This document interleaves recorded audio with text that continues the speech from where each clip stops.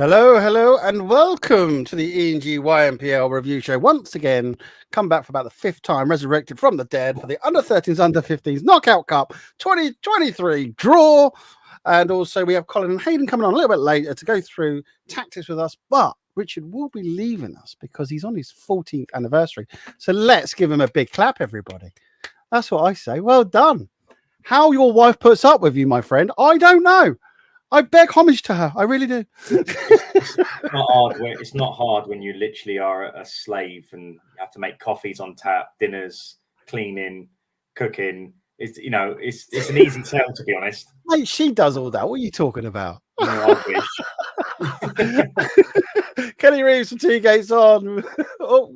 Richard just got your stuff out there. I did say to Kelly in the chat room if she'd like to come on and talk about T-Gate very briefly, that'd be cool. T-Gate is one of the teams in our draw which don't normally take part in these big competitions. So it's well, she doesn't want to.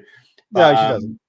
Yeah, the beauty of this competition is you have that kind of outcome where it's a little bit unpredictable. You get teams going into the latter stages or the national finals that normally you probably wouldn't see because it's all based on the luck of the draw. I'm not saying that the teams at this stage have been lucky. What I'm saying is it's just unpredictable, which is a good thing. And people are shy as well. Yeah.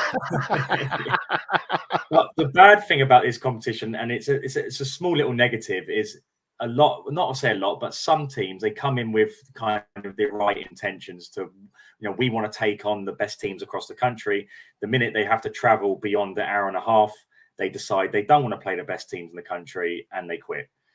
So come on, people, come on. Like, we called it the Knockout Cup, but don't knock yourself out.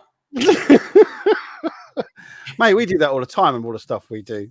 People, if you honestly, you should see what we do, the times that we do just to push this. Then when people say to us, like, I'm just going to throw this out there, but like, oh, hurry up, let me do your medals. It's just like, we've been here for like hours, more than you. Just chill out. It's just like, come on, people. And if people this weekend we're going to finish on a high. We've got the under-13s, under-15s, Shield and Cup national finals. These clubs have gone through 3 rounds of, again, random draw. So initially the draw was localized, then it expanded. So if you were, say, in the south, you went from, say, the east, then it expanded to the east, south, Midlands. And then it expanded again in round 3 to the whole of the country.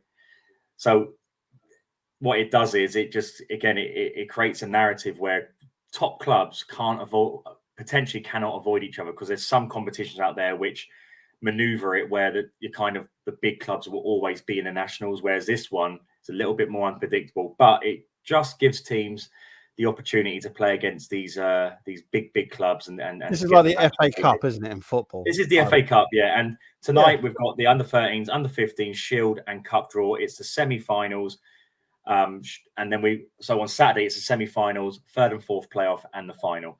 So I'm looking forward to it, the final big competition of the season, and I'm so determined on Saturday to be a spectator and just sit back, watch the games, enjoy, and kind of put a line under this season, because it's been a great season and we will come back stronger next season. So let's start with the under-13s Shield. The under-13 Shield, all prepped and ready, sir. Drink your cup of tea. What are you all drinking out there as well? Let us know in the comments what team you are and who you're not wishing to get as well. That's also a good one, isn't it? Okay, so these teams, they lost in round 1 and then went off into a different direction and managed to get through round 2 and round 3. We have had a couple of dropouts throughout the competition, and some teams have stepped in who'd maybe lost in round 2 or lost in round 3. So yeah, big thumbs up to those teams who have stepped in and taken up the opportunity when other teams decided they just didn't want to play. Yeah.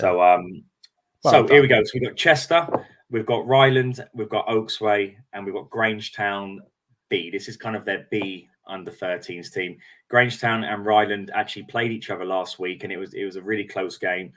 the game was a draw after the third quarter, and then Ryland in the final quarter got the job done. But because Hearts Dynamo's dropped out, Grangetown have accepted my offer of coming back into the competition because they did such a great job. And I've got to say as well, always travel, never moan.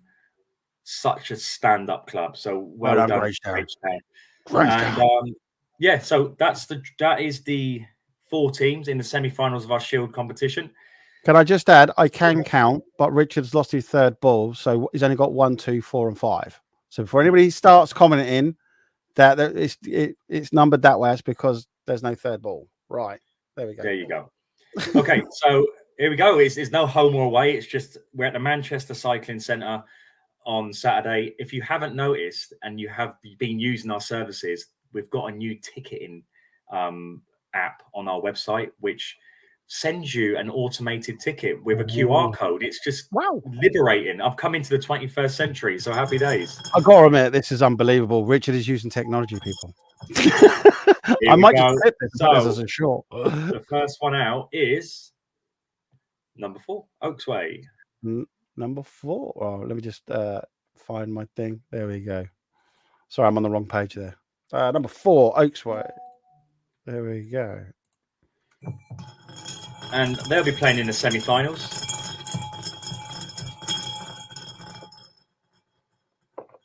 Number 2, Ryland.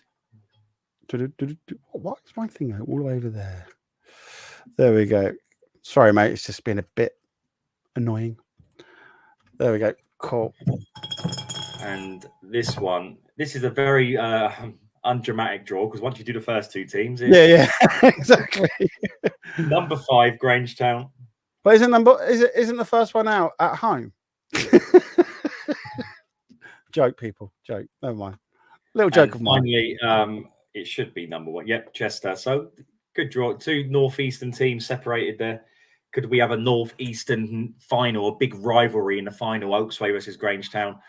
Or will Ryland carry on this great season they've had? You know, under 14s Youth Netball Premier League champions. Their under 12s did superbly in our league as well. Had a great rally towards the back end of the season. So let's see if the 13s can add more silverware to their season. Or will Chester add some? Chester's under 13s in the cup event last season won it. So they could be the Shield champions. So Chester, no pressure. Let us know in the comments, people. Come on, let's see it light up. Honestly, we're like, oh, cool. I'm looking forward to this.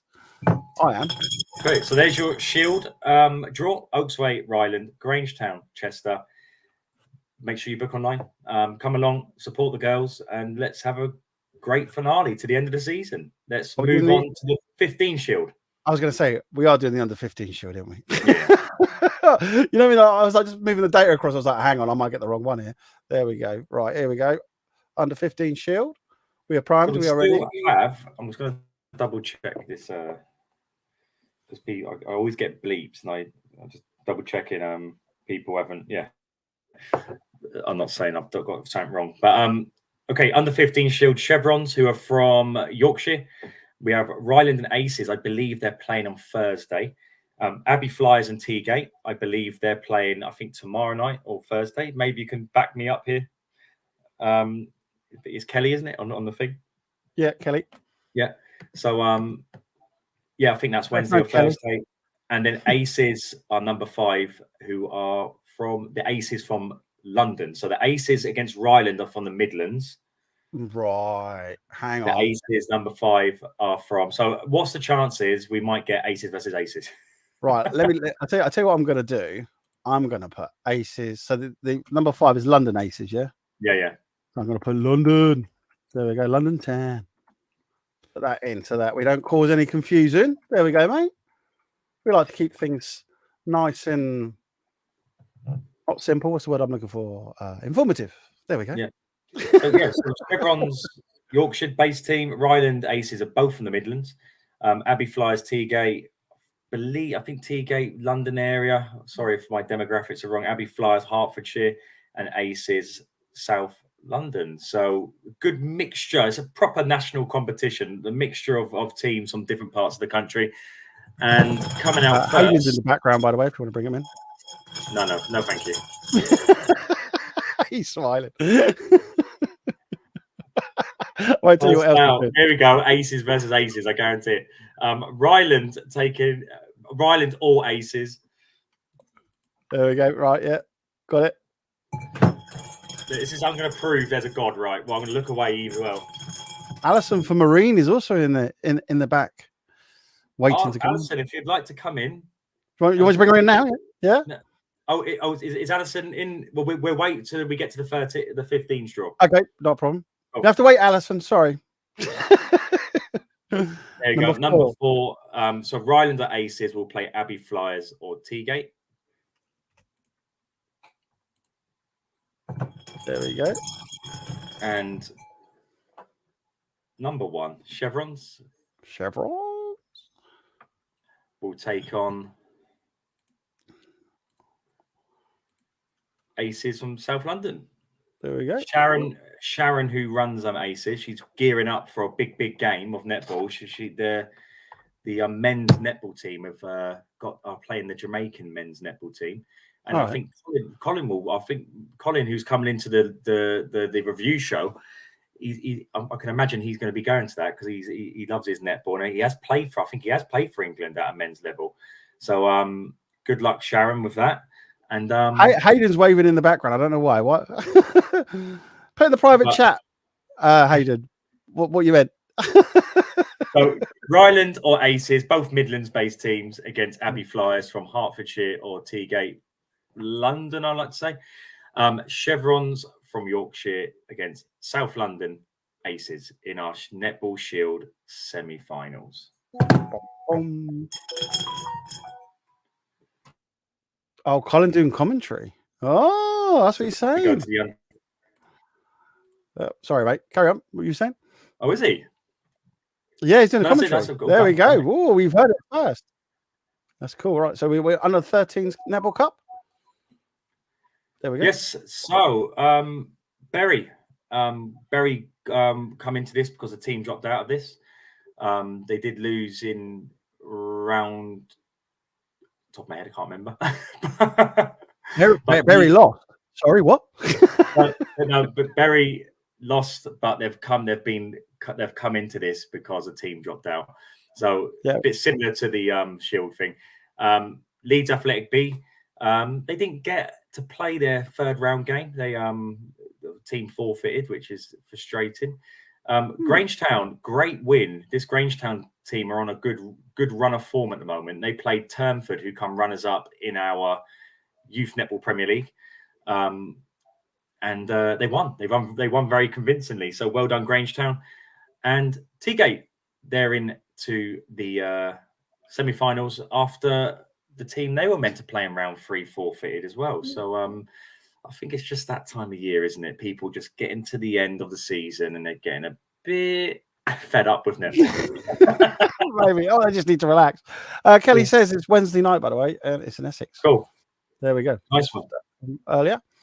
Right. Okay, so, mate. Just to give you an idea of Teagate, a club that never have been in these national competitions. Big good luck to them. This is going to be a massive challenge for them, and because I've never seen them before, I love meeting new teams and seeing how they get on. So Teagate, you've got some top quality teams to go up against. So this is what you're here for. I've delivered the goods. Now you enjoy the experience. But Bury, as we know, big club in the northwest. Leeds Athletic, big club in Yorkshire. Grangetown, big club in the northeast. So you've got 3 powerhouses there. Bury under 16s, England netball national champions. They've won numerous championships. Well, 2 national championships with ENG. So there you go. Kelly, you should have come on the show. Look, exactly what we're here for. If you're here for it, you've also got to mighty up and come on the show. Yeah, tell us everything. Yeah. So here we go. The first one out will be. Go on. See who Teagate. Roll, please. Bury will be coming out first. Bury, right? Okay, you stalled there a second. Right, there we go. Bury, first out the stalls. And Kelly, what do you think about this? Oh, there we You're go. playing That's the going to be mighty a great Berry. game for him. Oh. Are you happy about that, Kelly? And Wow. Grange Town, number 4. You'll be playing Leeds Athletic B, which is going to be a belter of a game, an absolute belter of a game. So B, that is just going to be massive. So big games there. Bury against our kind of our newbies in the ENG world, and Teagate. Come on, Teagate. You know, we've got the platform. Show us what you can do. And Grangetown will take on Leeds Athletic in a Goliath game between two huge clubs. So looking forward to that one. Let's move on to the 15s. But before we do the draw, we're going to speak to a representative of Marine. Oh, okay. Right. Let me just bring her on. Yeah. There we go. Let's bring Alice. Oh, she just dropped out. Where's she gone? Alison, come back. We'll give her a second to come back. She might come back. Oh, mate, no. What's happened there? We kept her waiting too long. Probably. See, we can't keep people waiting. Apparently, it looks like that's the way it is. Let me just update that so that we got that ready. I'm sure she'll come back on. Oh, cool. She's just. Oh, Kelly. Oh, okay. Kelly's pert, by the way. I have an idea what these teams are like. Having not seen or played them before, but you have to beat the best to be the best. Let's go for it. Oh, she also put no idea. Okay, so under 15s Netball Cup. If the Marine coach or representative comes in, then we'll have a quick chat. But maybe if she might come in after the draw, and we have a quick chat about her club, because I've got a lot of people saying to me, Marine, who are Marine? And I'm like, Marine. I know as much as you. So it'd be nice to chat to them and get to know them a little bit. But again, we got some big teams in this competition. So Bury, they're in this because they lost to Grangetown, who are number 2, but a team dropped out of the under 15 semi-finals. So Bury have gladly taken that spot and are going to give it another shot. So Bury, welcome back. Grangetown, they've again won all three rounds, 1, 2, 3 into the semi-finals. So they're in good form. They've struggled this season with injuries and people playing franchise games and stuff. So it'd be good to see them, hopefully, fingers crossed, with a full strength team ready to go in this one. We have the Treble Chasers Part 2. I meant I have no idea what the teams are like. Go on the live stream, Kelly. Yeah, go on the live stream. That's what it's there for. All the information. FBLstreamslive.com. That's what you need to go to. I think put that in the chat. So they're chasing a treble, bit like Kingsway Power last season. The Treble Chasers, Turnford are on that same journey, same competitions they've won. They've won the league, they've won the grand finals, and now they're looking to cap off and sweep up every trophy they could get their hands on in the ENG world this season on Saturday. So Treble Chasers Part 2, Turnford are ready to go, and I can imagine they're chomping at the bit to get their hands on this trophy. And number 5, Marine, I'd like to say from Essex. I believe they are from Essex. So welcome, Marine. They're, again, a club that have got through each round superbly, beating some big teams on the way, and looking forward to seeing how they get on. So welcome, Marine. So you've got Bury, Grangetown, Turnford, and Marine. Do you know what I'd like to see? I'd like to see Marine Netball Club take on the actual Marines. That'd be great fun. Maybe they're named after Marines. Maybe. Okay, first one out. We have Marine. Well, if you say it too many times, you know what I mean? It happens. And you will be playing. Oh, who don't you want? Shame we didn't get Alison to come straight on. Shame she disappeared. Number 2, Grangetown. Ooh. How do you feel about that? That's quite a. When you look at that, who would you, if you were a Marine, Grangetown, Turnford? I think, Turnford. Well, you've got to say you got to avoid the kind of the Turnford because they won our big national competition. Yeah, I was going to say, but Grangetown's probably I would, yeah. I think this Bury team's not exactly their under-15s team. It's a mixture of 14s and 15s. So it's not the Bury team that kind of took Turnford to task in the first game of our grand finals. No, the semi-finals where they won it in the final quarter, basically. So it's not that team, but it's Bury. You know, they can churn out many great teams. So exactly. So yeah, don't write them off. Write them off at your peril. Exactly. And yeah, so Turnford number 4. Yeah. All right, put that in because we like to show it. Number 1, Bury. So there you go. Some again great fixtures. Really looking forward to it. Marine against Grangetown, Turnford against Bury, and Saturday it's all going to come to a head. We're going to give away our final bit of silverware of the season. My trophy company will be disappointed. Bury might have been preferred. Ooh. Yeah. And, yeah, so basically, if you haven't booked, please book online ASAP. There's a lot of people we're trying to let know about certain things. And it all depends on tickets. So please, if you're coming, book online so we can get organised, get motivated, and sort out staff and sort out infrastructure of the day. So thank you for everyone who's on here tonight and watched. And look forward to seeing you Saturday. Yeah. Get there, watch it, be live. Yeah, cool. All those people cheering you on. What was it you say? I love that thing that you say about. Come and support and be the 8th player on the court. Love that, and that's so true, people. So get booking those tickets. Go watch. Right, shall we move on to the review show, sir? Yes, let's do it. All right, let's bring in Hayden, or do we have to?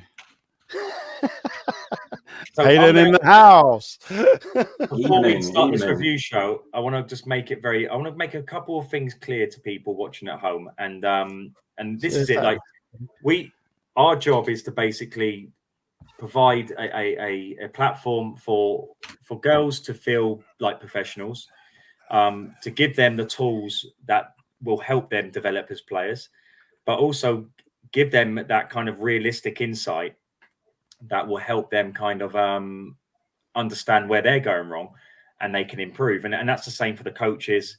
And that's the same for the coaches who want to aspire to be up there with the top teams. At no point is this review show designed to kind of pick at teams or kind of make them look or expose teams. It's there just as an educational tool. And having Hayden here, who is very kind of academic when it comes to how he analyzes things, it's just really cool to basically sit here and I sit here as much as a kind of spectator as anyone else. I sit here and I'm kind of thinking that I never knew that. So it's an educational tool which is designed to help you. Don't take everything so literally. We're trying to help. So some people have kind of said little things and it's just like, no, it's just an educational tool. Just enjoy it. Take what you can from it. And and if you learn, happy days. If not, just press the X button and you can come off it. Yeah. And also try and make it lighthearted and a bit of fun. You know, nothing's there intentionally. It's just there to be informative. So just bear that in mind, people, because we do. Hayden spends a lot of time analysing all this. Hayden, thank you, by the way, from me, from Richard, from all the teams and the parents, and obviously the athletes as well. What you're doing is amazing, by the way. Thank you. Before I bring Hayden in, I've got someone from Worcester called me this week, and I thought they were calling me, but they were talking more about Hayden. I was like, you can have Hayden's number if you want. They're super impressed with what they said to me was, you're bringing up things that we all know exist in netball, but no one talked about. And that's what we're here for.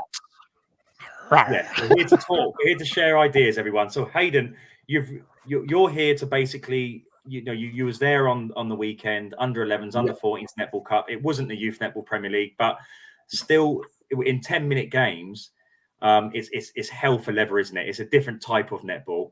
and you've analysed certain teams and certain plays, and you're also going to kind of back up something, because we had a bit of a contentious video go out on Facebook, which I was mystified. Like, I put this video up saying Hayden's back next week, and then it was just comments of, "You are an embarrassment, ENG. Why did you put this up?" And I'm sitting there like drinking my tea like this. What did I just put up? yeah. Hang on, what's going on? So, Hayden said things which in my ears didn't take it the way other people took it. It didn't mean anything to me, but maybe that's because I'm on the outside. But Hayden's also going to talk a little bit about his style of commentary and what he really means when he says stuff. Do you see what I mean? But we'll maybe sort that out when Colin comes in. But Hayden, what have you got for us first tonight, mate?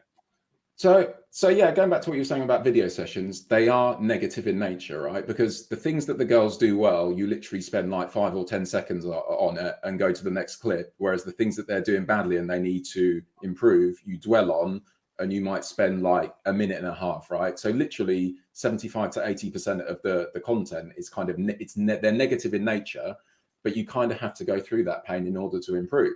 The first video session I did with the Jamaican team, it was just after we lost by about 20 points against England, and one of the players had a disaster in the second quarter, and I showed all the clips. It was just one after the other. All the other players ganged up on that player, and it got a bit loud, and it kind of continued into the hotel room. But Jamaica Hayden, look, come on, mate. You can't start this sort of stuff going on with like, world teams.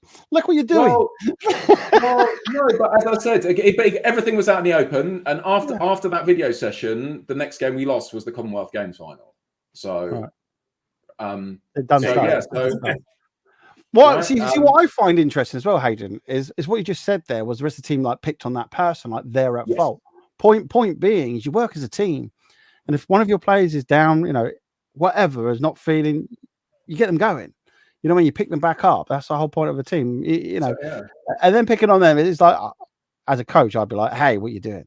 You're all at fault. You're all the camera doesn't part." Yeah. So it got to the point where in that game against England, that player did not want to play, and they started that player, and she had a tremendous game. She was one of the best players on the court, and Jamaica won that game comfortably. Wow, how cool is that? The hardest thing is to kind of self-evaluate yourself, because you can't lie to yourself. So just get, again, if young girls watching this can kind of can get in the habit more of being more confident to self-evaluate their own performances, then you're only going to improve. So again, it's an opportunity to improve, people. But Hayden, come on, mate. What have you? I'm eager. What have you got? What you got? Right. So we're starting with the under 14s. Yeah, we'll start with the under 14s. And we are right. Okay. Yeah, you can share my screen, right? And we are starting with Magic against Chester. Okay. Which is called right. Okay. Okay, we'll get this here. Get this up. Good game this was, wasn't it? 8-all. Yes. Yeah. So basically, this is more of a, the first bit is more of a highlights thing, and then we're going to get sort of onto the analysis more when we get to the sort of semi-finals and finals games where you see kind of clash of styles and different ways to solve the same problem. So yeah, so we're going to look at the last sort of minute and 10 of this game. Very entertaining. 6-all. Best shot in netball. This is Mia Lashbrook. It's the most elegant, beautiful shot you're going to see in all the leagues. It's got that flick element to it. I'm a fan. Sorry. Okay. Right, and I'm just gonna while you're watching that, I'm just gonna make my mouse bigger. Yeah. So what? 40 seconds. It's 7-all. I love these type of games. This is why I love this competition as well, because this is more likely to happen at this competition. All I'm going to say is I love the venue, mate. Love this venue. It's amazing. Look at that place. Oh. Right, so we've got that. This is a great shot, by the way. Great shot, yeah. Kind of just hesitates a little bit, then just goes for it, and it goes straight in. So what a shot that was. All right, and then let's get a bit of sound. And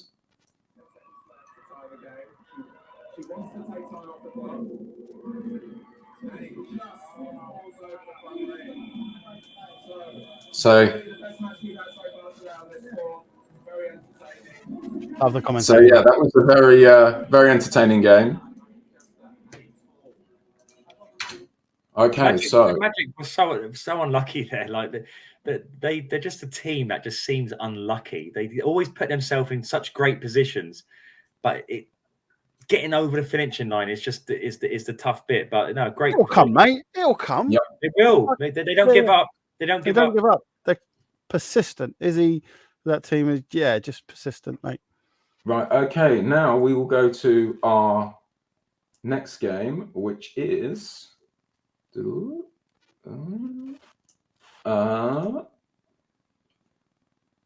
Bramall against somebody. I'll tell you what, Teagate. Okay, yeah, Bramall against Oaksway. So again, this was a really great finish. Bramall a decent team, really decent. Very team. good. Well, we're gonna see some more of Bramall in their game against Kingsway Power. So this is just a little preview. Oh, they were so unlucky in that game. They had a big opportunity in that game, but you kind of open the door a little bit, and it's disastrous, isn't it? Yeah. 100 men come bursting in. So again, they were down 2. Then they tied it up here.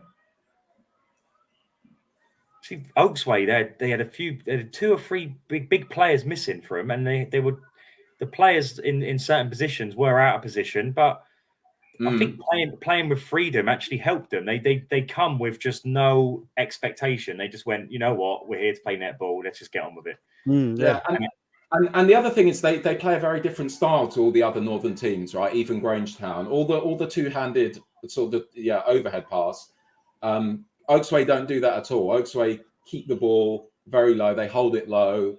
They play a very short, flat, and sharp style of netball, which is more like you would kind of see adults play. But yeah, it works for them. But the way they play netball is more like you would see a team in the south play than in the north. Okay. Well, I'm Oaksway. I put a post up about the season they've had. It's a proper roller coaster season, so it was nice for them to kind of have the ending they had, and they weren't far away from winning it as well. To be fair, that would have been the ultimate fairy tale ending. We'll get to that as well, because I think really Oaksway did really have a good chance of winning it, and maybe with a couple of sort of tactical changes, they could have potentially gone on to win it. Okay, third game, and we will go to Royals against Oaksway. Right, and this is one of the new sort of teams in your competition, right? But very good. Royals, yeah. Yeah, and I just want to highlight some of their passing. Like they have a goalkeeper, Annie, that was kind of forced to play goal defence because the usual goal defence, Freya, got injured and had to play goalkeeper. But both of them are tremendous passers. And I think that statistically they're very different in that I think Annie for sure leads the team in centre pass receives as a goal defence. I know we've spoken about, like with Turnford, with Ella, saying it's a negative. But Freya and Ali are 2 of like the best passers in the whole country of long range passing. So whenever they have the ball in their hands, and I'll just start running these clips, you have to defend the whole court. So you'll just see Annie come here, take the centre pass, and so literally they run their attack through a goal defence because she's able to pass the ball from the transverse line and get it to circle edge consistently. You'll see Freya here. If you just watch her eyes closely, but she does like a kind of no-look pass here. Oh, that's brilliant! Yeah, that was. I know. Yeah, well. Yeah, if you see here, she catches this ball, and this is a goalkeeper. Goalkeepers not traditionally known for their passing, so she's looking sort of across the court, but she sees the centre, and as she's looking, she's like, that's cool. Well picked up, mate. Well picked up. Yeah. Again, This one as well. So we've got the full range, right? You've got nice little whip shoulder pass here to begin the move. That is good. Lisa, if you're watching from Royals, you still haven't registered online. Come on, in your club. Yeah, we need balls in the league. Come on, Lisa. Yeah, so a little bounce pass there, and then we just got a couple more clips of Royals passes in this game. So yeah, Annie takes a really nice interception here. It's a tough old group Royals are in, wasn't it? Bramall and Oaksway and Oldham. Well, they finished 4th in the group, but actually, if you look at their goal difference, it was very close to 0, right? Because all the games were close. Like Oaksway got to the final, and Royals lost against Oaksway twice by 1 point in this competition. Yeah. So that's how close it was. So like going over these under 14 games was very interesting because even Kingsway Power won it, and the national champions, like a lot of other teams are very close to them, so that they're not dominating. So if you're that close, then you can analyze it and say, right, is it possible for us to change a few things and kind of get closer or even ahead of this team? So just a couple more clips of Royals doing these beautiful passes, reset the ball. But like the wing defense and the goal defense are involved a lot in their attack, and they just kind of swing it around and eventually score here. So yeah, this is sort of Royals' introduction to a first national competition, national type finals. And they were very competitive. So yeah, those are just some highlights from the group stage. And now we will go to the knockout rounds and the quarterfinals. And we will have a bit of Ava Patterson, who was our MVP of the tournament. The amount of times I watched her intercept the ball. And there was a time when I think I watched her do 3 interceptions. She offloaded the ball. And then 3 times in a row, they lost it again. It's just like... If that's a way to get disgruntled, I don't know what is. No, but that's the thing. That's the thing in netball, right? You need to have that short memory. Like, when we get to the under 11s, we're going to talk about Kingsway Power under 11s. They lost the ball 40 times, but out of the 40 times they lost the ball, they won it back 35 times. So the only way you're able to do that is if you have a short memory, and as soon as you make the mistake, you immediately recover. And it's not a game. It's not a game where you can dwell on a mistake, because it's no. Like in football, you make a mistake as a defender. I remember I made plenty of them. Basically, the ball could be up the other side of the pitch. You dwell on it, and it plays on your mind. But netball's not that type of sport. You can't dwell for long, can you? No, you can't, because if you dwell for long, the teams can pass the ball so well, even at under 11s, that the ball, by the time while you're dwelling, they're taking the ball to your goal at the other end of the court. So yeah, Ava. When Ava intercepts the ball, is it just instinctive? Is it, or because she seems to play half and half, doesn't she?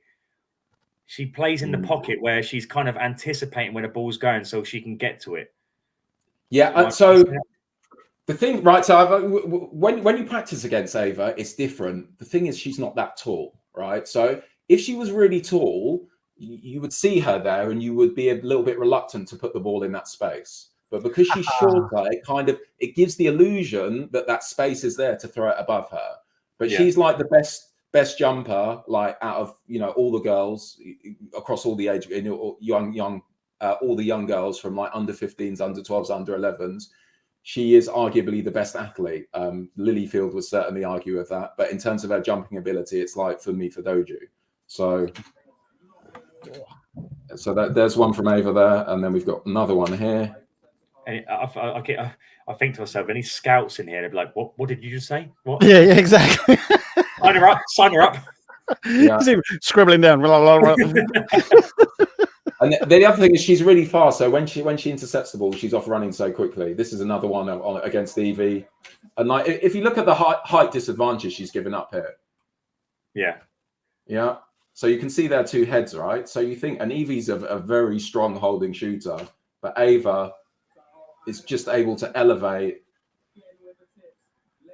Yeah, so that was Ava against Oldham, big intercepts, but then at we'll get to half time,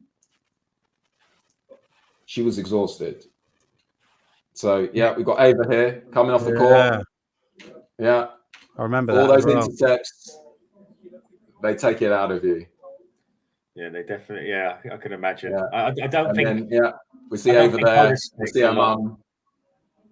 If you like, I played a little game with a couple of my umpires in Manchester prior to team coming in, and when you watch it, you don't realise how hard they're working. It is, you think to yourself, oh, it looks all right. Look, I could do that, but it's not as easy as you think. Okay, so now we would get this. This is probably the most exciting game of the whole day. I mean, I get it with people when I live stream; they think it's so easy. Yeah, so it is, mate. It is.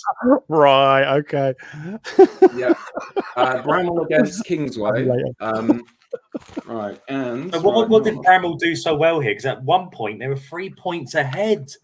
They were, but after they went 3 points ahead, Kingsway did close the game out with a 10-1 run. But the key to the first half was that a centre, Freya Buckley, her name is.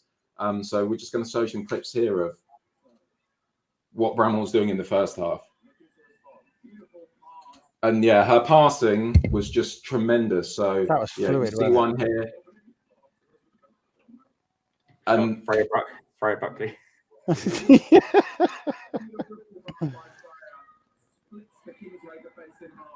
And again, what I noticed about Bramall is they're not one of those teams you look at and think, wow, you're tall, you look strong. They're very they're very professional, and then they're very nippy. Yes.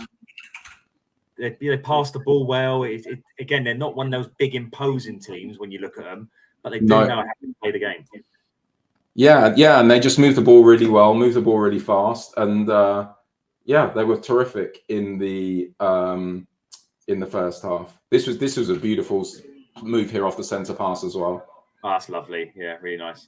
And against teams like Kingsway Power, we talked about this in the review show. You have to be more creative, don't you? Yes. So yeah, this is a nice little 7-pass move off the centre pass. So it was going goal for goal. More Bramall here.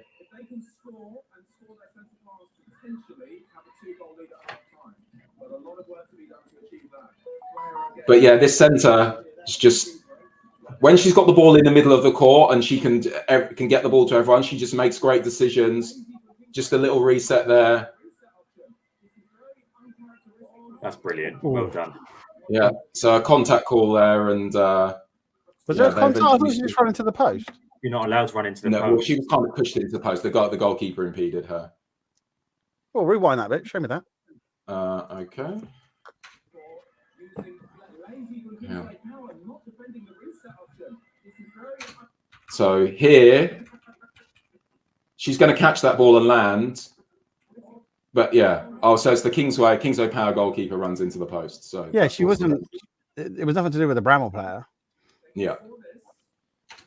So I remember seeing that going. You can't use the post to balance yourself, basically. No, yeah. If you hit the So if a defender hits it and the shooter's got an advantage, they'll allow the goal, but otherwise they'll give a penalty. Cool. So again, Freya, she just gets on the ball here, just fires this beautiful long pass. And the thing is, Kingsway setting up their defense here, sort of at the defensive transverse line, but she just beautiful passes straight over the defense, takes all the defenders out of the game. Yeah, because what you don't really want to do with Kingsway Power is kind of pass it short. Right. Yeah. Yeah. Well, when we get to Oaksway in the final, we're gonna get to that, Richard. That was an ominous comment. Oh, was that a good comment? Yes. Oh, cool. I'm actually well done, Richard. And then so this is when they're winning 2 by 2. They managed to get up 3. Yeah, this was just before. They were up 3 before. And then here, this is where it changed. It does, a little reset comes there. And she makes a bad pass, but I think she's contacted by the way she's complaining. I think she's got a little hit. It's hard to see it on camera. Or obstructed. Do you know what? Might have a little case, because it did look a bit strange, that pass, didn't it? It looked like it was pushed out more than it was. I don't know. Yes. So Bramall, they were winning 8-5, but then after that, Kingsway Power went on a 10-1 run to end the game, and so dominant. When they're threatened, that's when you see them at their best. But at least Bramall gave them something to think about, and Yes. you know, to beat these guys is hard enough as it is, but give yourself a chance, like just and well done, Bramall. It's a good performance. Yeah, and then Kingsway just capped it off with this feed here, perfect feed here into Lois, bang. Oh, that was good. I think that was Amelie there coming on at goal attack. So yeah, Bramall, great effort, most exciting game of the day, just failed at the end, but an excellent effort. Right, so we will stay in the quarterfinal stage now, and we will go to Oaksway against Royals. Because this Chester game was a good game as well. Yeah, we're gonna get to that, but I think that maybe this Oaksway Royals is on the. Maybe you can explain yourself when you get to that one, Hayden. Yeah. Oh, yeah. We are. We've got a lot of analysis to come on that clip, right? So we've got Oaksway Royals. Yeah. So that was on the other court. So let me just bring that up.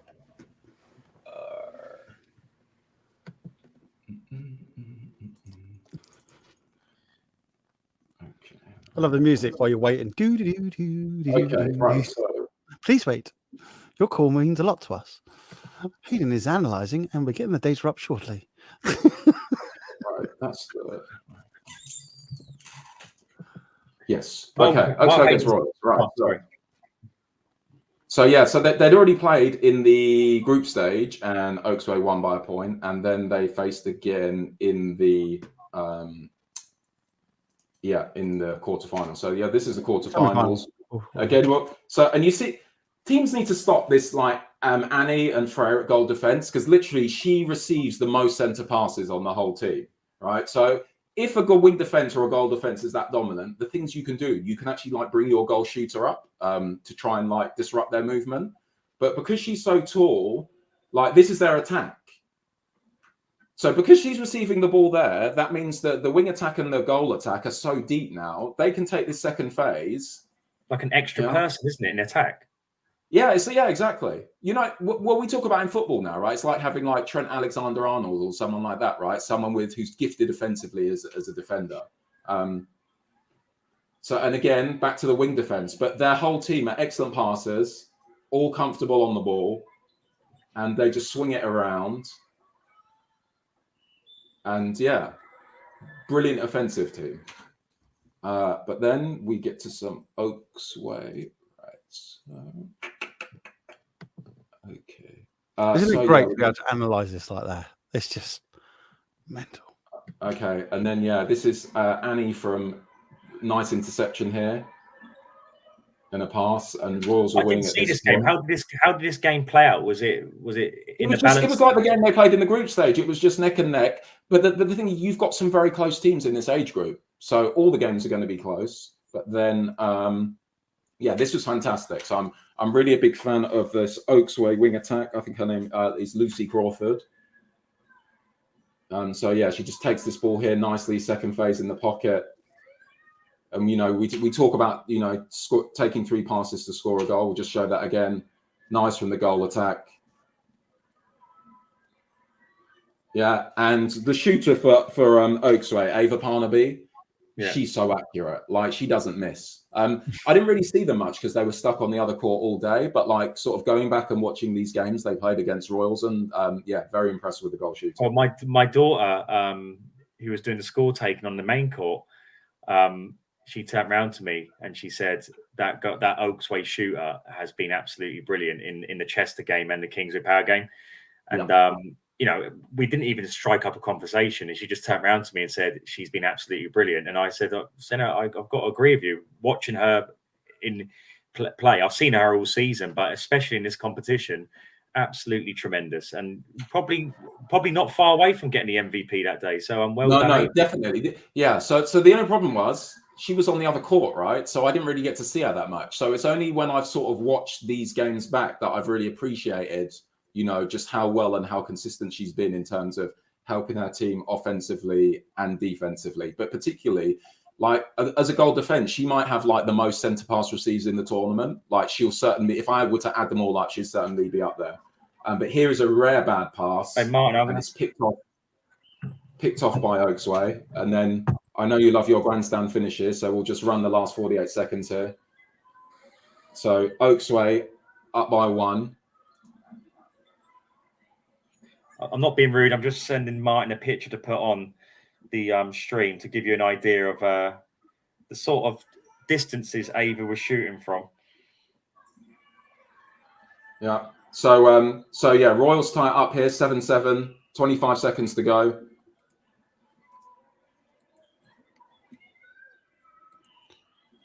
And yeah, Ava consistent as usual.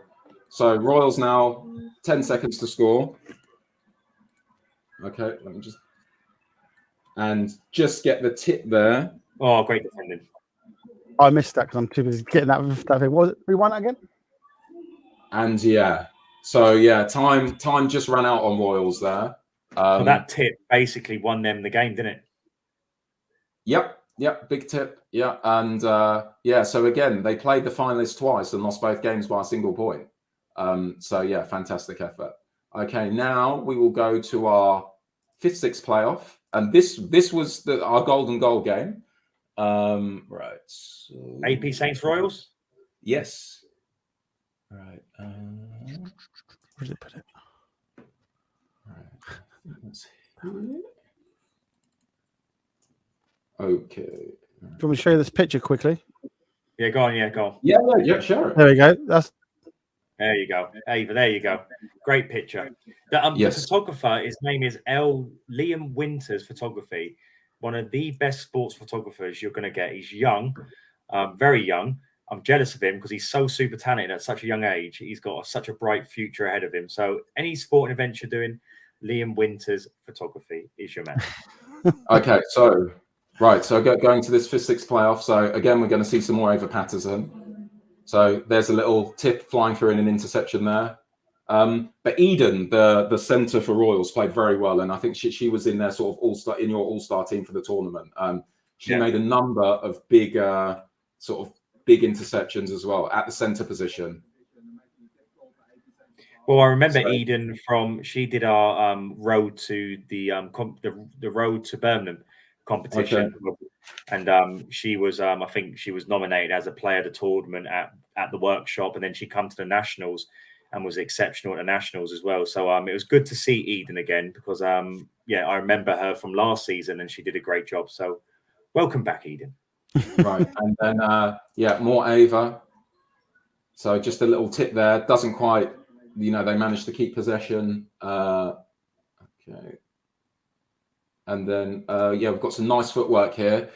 We highlighted Ava O'Reilly when she was playing for Cross Keys against Oldham in your national finals, the quality of her footwork. So, and she's been playing 3 positions in this tournament. She was playing goalkeeper, goal attacker, and goal shooter. But yeah, she really shows like just a beautiful spin here. Oh, that's brilliant. Yeah. And gets contacted. But like that's stuff that Annie's very tall. So yeah, just to get in there, and that was excellent. Some nice defense here as well from Saffron, the goal attack for AP Saints. Just flies through and gets the tip here. Bit of a collision. But I know you love to see it when the girls are fighting for the ball and diving on the ground. Actually, that reminds me. Carry on. Like, hey, I'll send Martin another picture of a great photograph of that. Okay. Oh, of that particular incident?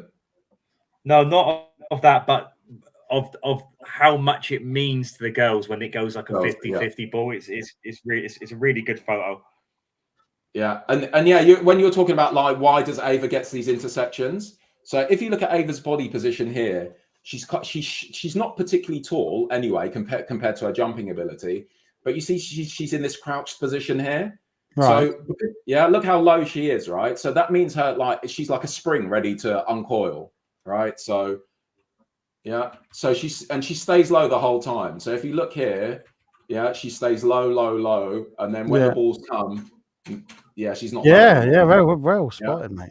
So she just stays low, and because she's kind of got her back to the ball, it gives the impression she doesn't know where she's going. But she even though she has her back to the ball here, she has a good sense. She has a good sense of where the ball's likely to go, right? So if you can't see the ball, but you have a sense where it's likely to go, like then you're able to make interceptions. And it will actually help because it will give the impression to the passer that you can't see like the ball, but she knows where this ball's going because as soon as she turns, this is Jedi stuff you're talking about now, ain't you?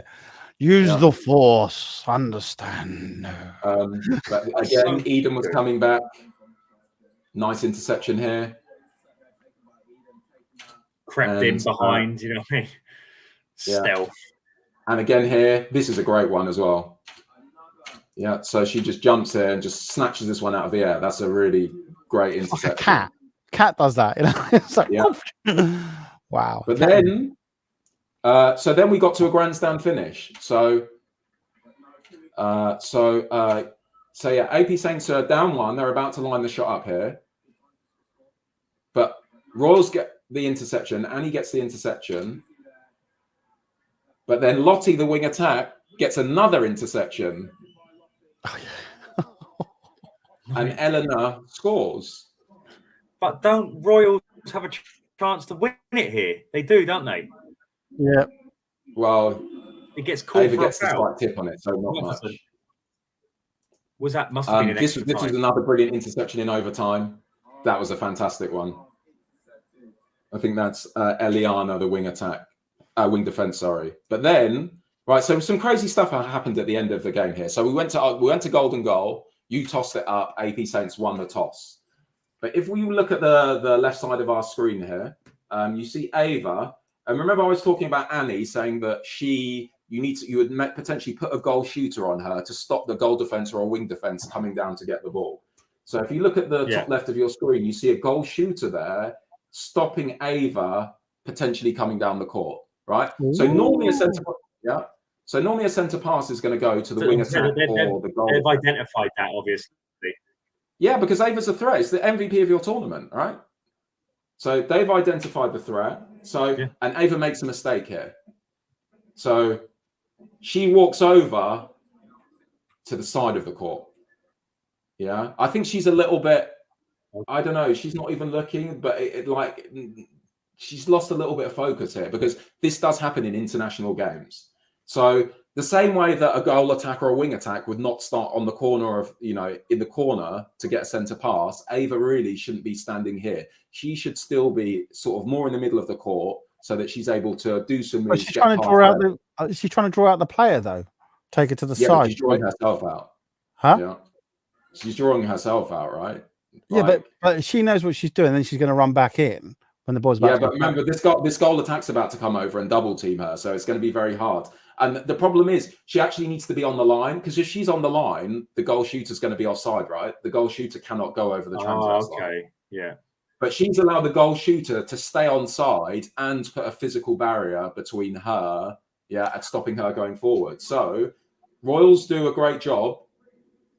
Wow, I'll tell you what, I never even noticed this until you just said this. This is amazing. Yeah, so Royals do a good job. So they shut off the goal attack and the wing attack. They didn't shut her off. They locked her up. Yeah. And so Ava's in a position where you wouldn't expect her to be on the side of the court. You would expect Ava to be more in the middle of the court.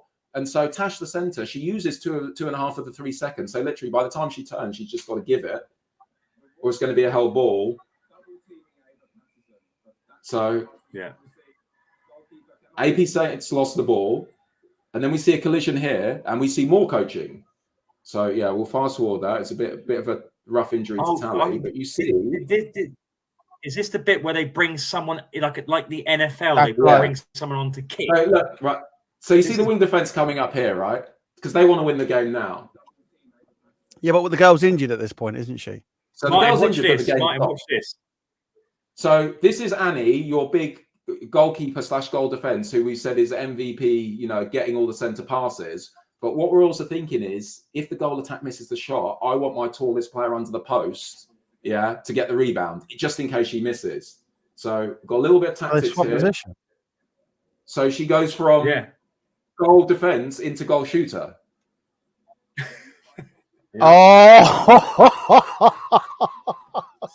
Clever. So, then, clever. If we just forward it here. just to say, by the way, I'm just going to jump in there. The reason the camera is panned across is because the girl was injured. So obviously we don't show that. So that's why that was panned like that. You can't really see. And obviously Ava being a jumper is very good at getting rebounds, but Royals, they want to end the game now, right? So Royals are thinking if the goal attack misses the shot, but from this range, she's going to hit it 95% of the time. But just in case, I want my tallest player against Ava to get the rebound. But fortunately,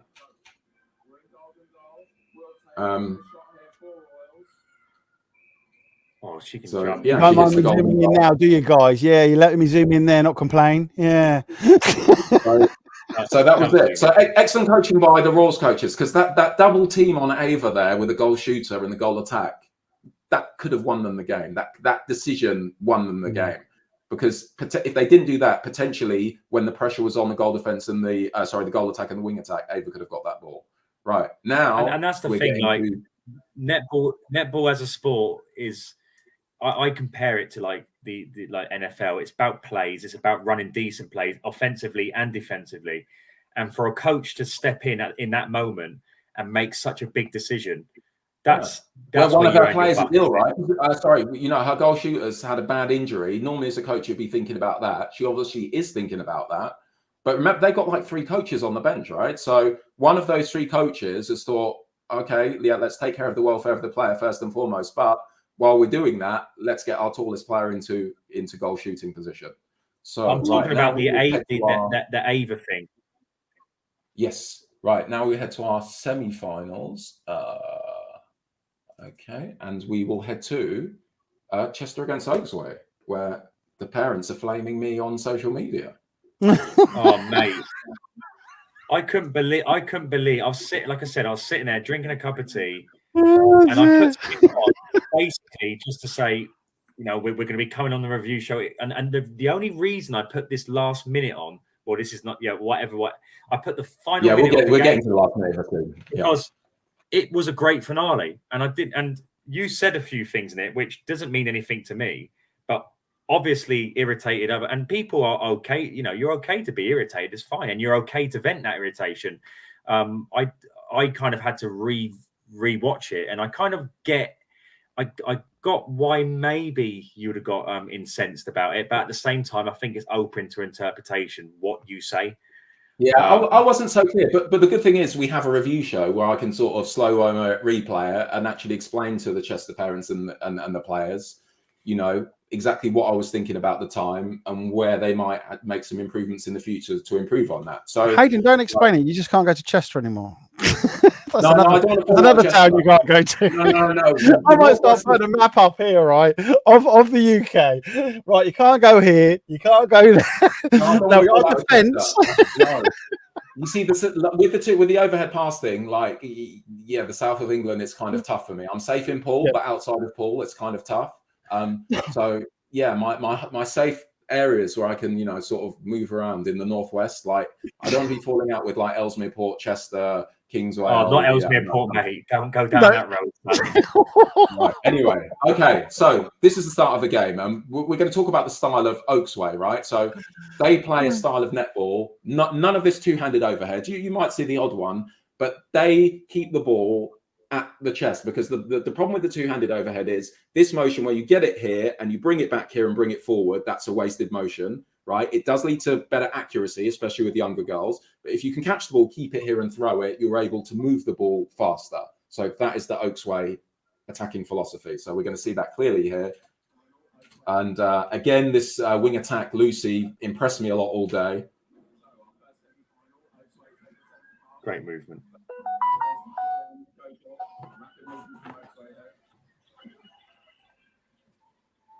And they eventually score.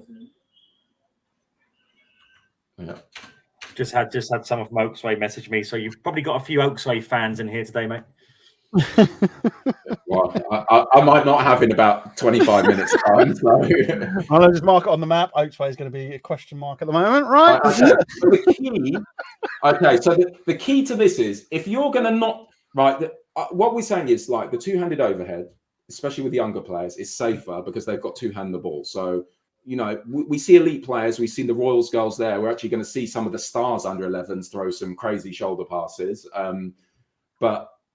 So if you're going to play this short, flat, fast style of netball, it's very important that your wing defense, or goal defense, or ideally both, they have to be good ball handlers and they have to be involved in the attack. Right. So when you play the elite teams, what they want to do is they want to trap you at the side of the court. Okay. So you see where the wing attack is here. Yeah. Like when you go up against your Kingsways and those teams, they want to trap you on the side of the court because that limits the space you're able to pass into. So what the wing attack Jess does here is this quick give and go. Right. She centralizes the ball now. So now she's got the ball in the middle of the court. All of her players have got space to move. So you've got the goal attack here, goal shooter, and you've got the center on the left-hand side of the court, right? But the fact that she's in the middle of the court there, it kind of collapses the defense. So you see the goal attack get it here. And as I said, that pace of netball that we see here off the center pass, bang, and this, it's impossible to play at that pace with the two-handed overhead. So that's the disadvantage of it. Okay, so Oaksway score.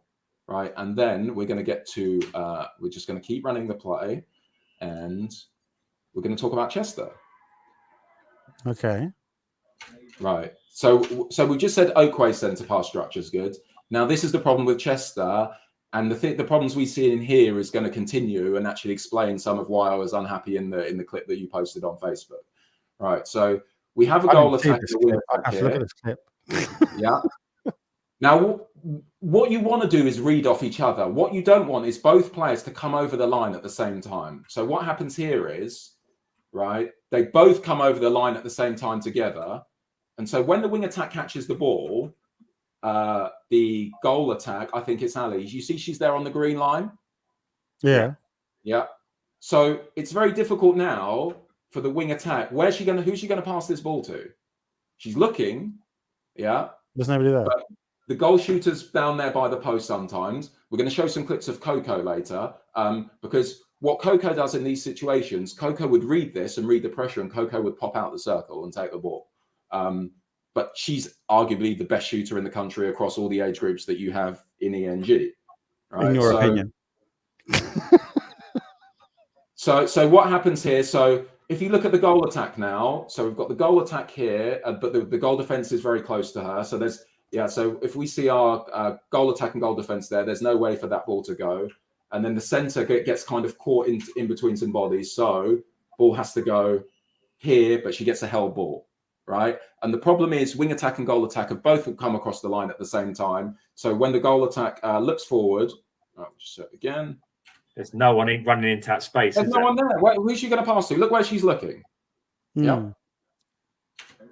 And then we're going to see, one other crazy thing as well. This is a great one from Ali, right? So, right, it's a held ball, so it's Oaksway's free pass. So what they need to do is they just need the ball just wait so that the center, the goal defense can get up the court so that the wing defense can pass to them, right? So the wing defense, if she's going to take it, you want this center on the left-hand side time to get up the court. But what Ali does is she throws the ball to the wing defense and she picks it up like a grenade. So she picks it up. Now 3 seconds are counting. But her center and her goal defense are not in position to get the ball. Yeah. So picking that ball up was a big mistake. Right. So actually, she should have just let it go, sort of thing. Or... This is kind of bordering on dark arts. So basically, Ali's just thrown her a grenade here, and she's picked up the grenade, and it's about to explode. Who am I going to pass to? Who am I going to pass to? Who am I going to pass to? Held ball. Yeah, very good from Chester. Very good. The dark arts come into it again. So this is all dark arts, right? Yeah. So let me get this right. So what she should have done is grenades. 3 second timer on the grenades. Yeah. But Hayden, is what she should have done is she touched it in any shape, way, or form, the 3 second starts, correct? No, only she picks it up and she's ready to throw the ball. Yeah, but so she just touches it with her hand so it drops to the floor. That the 3 seconds don't start. No, so what she should have done is just done it and kept it by her feet. Touch it. Just use your feet or whatever, or pretend the ball's not there. Oh no, the ball was so high. If you go back, you see the ball was. I mean, it's a perfect ball to her. To be honest, couldn't you think of it in another way? Where like she could have set up an Oaksway play by giving her the ball back so quick. Yeah, but no, the players aren't in position. Because look, right, we see the wing attack what here. if the players were in right? position? I wish we need to get that player on now to ask her whether or not that was her intention, that she knew they were not in position. Of course, you probably just say yes. But the point is when she gets given the ball here, it's at the right height for her to catch it. Perfect. See what I mean? Look, boom, so she can catch it. So it's not like she can use her foot to control it or whatever. But my point is just touch it, let it drop, and then use your foot to hold it. Then pick up the ball, and then your 3 second starts. Yeah. Hold on. I've got you some inside knowledge. Go on. There was confusion about the young girl with the ball was confused about where the penalty was going to be set, and that's why she kind of stalled. Yeah. Right on the chat. Again, don't pick up the ball. Don't pick up the ball because your center is behind you. You want that center to be in front of you. So don't touch the ball. And that's a great little tip to learn that one. Put your hand up like this. Look at the umpire, because if you put your hand up at the umpire and say you're not ready, then the umpire, when the umpire says I'm ready, then you get it, and they'll count the 3 seconds from there. But once you pick the ball up and look ready to throw, they're counting 3 seconds. So this is a grenade, right? Anyway, so yeah, that was nice. Right, next one. So again, this is Oaksway, and boy, things are going to change when we get to the final. But this is Oaksway style of netball. So short, sharp, fast, nice, flat. Ball never goes in the air. Well, a little bit there.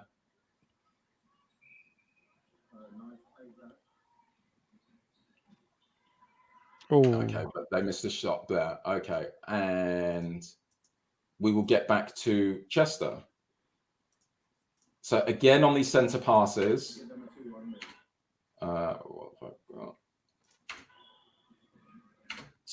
So again here, they're kind of both going wide, but there's different ways to do it. You can call a set play, right? So certain clubs will call a lot of set plays, and the set play will be designed for only the wing attack or the goal attack to go over the line.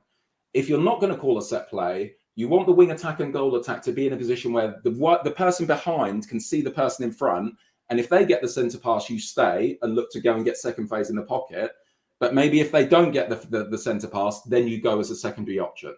But the mistake Chester are making is they're kind of both going over the line together and they're not reading each other. Yeah. So now, again, the goal defense is on the goal attack. So we see that in the middle. And then if you look at the center, I think it's Reef, and I think she was flaming me on social media.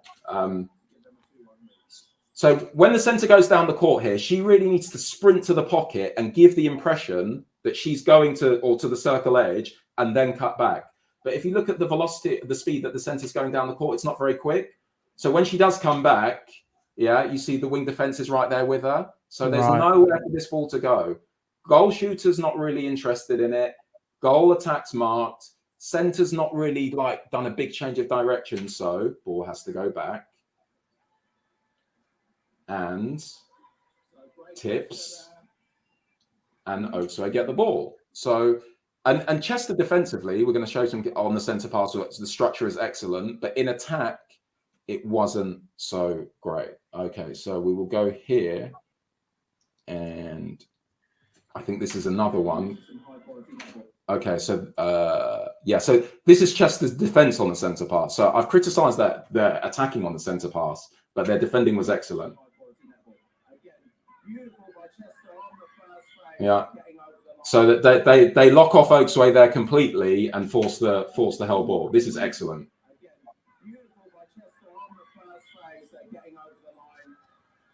Okay, right. And now we get towards the end of the game. So we got 3 clips here.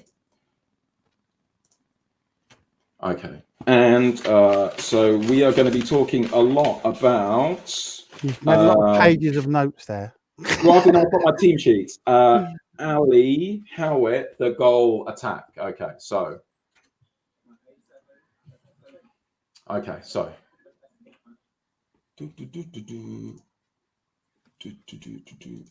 So the problem here is, okay.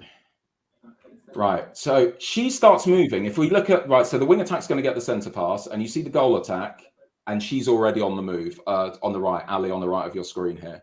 So she's already moving before the wing attack's already caught the ball, right? So what that means now is By the time the wing attack is now ready to pass, the goal defense is right on her, and she's kind of running out of court a little bit. So if she starts to slow down here and the goal defense is going at full speed, the goal defense is going to go and get a tip on this ball, which is exactly what happens. Yeah. Yeah, I remember here. So what she needs to do in this situation is not move so early. See, she's moving here. She needs to hold that position and stay on the body. But you see this space here on the right-hand side of the screen between the goal attack and the goal defense? That's space for the goal defense to run into. So if she just holds that body position a little bit longer, then she'll be able to get this ball. Because she moves early, she creates this space here for the goal defense to come around her and get the tip. Okay, so, right. So I'll call it something like an echo shadow. You know that shadow, you know when the shadow moves and you kind of see like 3 or 4 bits behind it. That's what you're kind of creating, whether she can actually catch up, isn't it? That's what you're saying. And then and then we've got another one similar. So this is from the group stage. This is Oldham against Oaksway. And we've got Daisy, similar situation. I can't really see the beginning, but she kind of comes off of early and gives space. And these defenders are very quick. So if we look at the right-hand side of the screen here, you see Daisy, the goal attack for Oldham, but you see the defender from Oaksway come through, and get a nice interception. This is how you do it. And right, so we see Sophia here. This is in the final, the Kingsway Power goal attack. And if you notice, when Grace Webster takes this ball, she doesn't go towards the ball. She actually goes into the body of the goal defense. You see this movement here? You have to go frame by frame to see it, but you see she just goes into the body of the goal defense, and then she comes off, and that's what gives her the space. Go back a bit. We can circle that so people can actually pick up on that. Okay, what do you want to do, Martin? So I'm just. Okay, let me run it in real time, and then we'll slow it down. No, I've just I hit something wrong, but. Yeah. So I was going to say, just circle around where you're talking, because you're talking about down by the D, aren't you, sort of thing? So yeah. So we see here the goal attack for Kingsway, Sophia. Yeah. So I was going to say, circle with your mouse so people can actually see what you're talking about. Here at the top of the circle. Yeah, it's very her movement. So this is the mistake that the Chester players will make. She's coming directly towards this ball, but what Sophia does really well here is she doesn't come straight to the ball. First, she goes into the body of the goal defense. Yeah, that's amazing. Amazingly spotted, mate. Yeah, but these are the little details, right, that make you go from being like coming in the top 4 or top 5 to being the best player on the best team in the country. It's these fine details. And this is why you need FBL Broadcasting there, mate, because we show this stuff. And you analyze it. Cool. Yeah. That is amazing. That is her movement there. She just goes. Can you see? She just goes into the goal defender. Yeah. And then so she just springs out. In, and then she goes out, wow. And that way she creates enough space. Yeah. So these are the fine details, right? What separates the great from the elite. Okay, so that's how. You need to hold that body position a little bit longer and then come off. Okay? So the mistake they were making was allowing the defender to. They're coming off the defender, but the defender's tracking them, getting that momentum, and then cutting the ball out. Right. And we're going to see a couple other clips of the same thing happening. So let's get back to where we were before. Again, just as a disclaimer, everyone, this is for educational purposes. We're not targeting or we're not trying to put people down. We're just giving people an insight into what potentially they could have done better and what they could improve on in these specific games, not just... And can I just add to that, Richard, as well? It's not that the players don't know how to do what Hayden's saying. It's just what happened at this particular moment in time. And this is what's allowed, for instance, a ball to be given away or anything. That's another thing. You know, we all do stuff that we make mistakes on, and we know that we made a mistake. I mean, I do stuff and I go, oh, schoolboy error. We all do these things. But you're actually saying the reason the game went one way or the other is due to this mistake. A mistake we all do when we all learn about our mistakes. And even if they're schoolboy or schoolgirl errors, it's just what happened at the time. Yeah, but remember, the score of this game was 10-9 to Oaksway, right? So just these small details can make the difference. So again, we're going to show Ali here.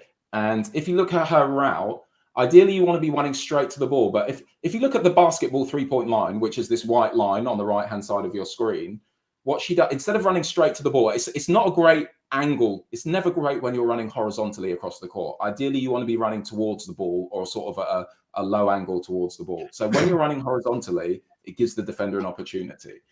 Right. So she's actually like in front, she's ball side here, but instead of kind of running straight, maybe like along the black line, her path takes her around the 3-point line, the basketball 3-point line, and that enables the goal defender, to just get around, and get a tip on this ball.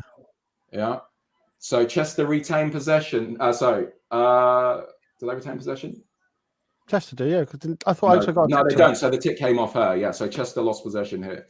So again, instead of running, I don't like this curve run because basically by curving off this run, you've now given the goal defense an opportunity to now get between, the ball on you. Right. And then, so now when we get to our clip in the final minute, right, where I'm getting flamed on social media. Okay. So no, you're not, good mate. change of direction here. Embarrassment. Cheers, Hayden. Right. So wing attack takes the ball. The problem here is the goal attack. She's kind of stuck on the body. Right. You see how she's kind of sandwiched between two players there. Right.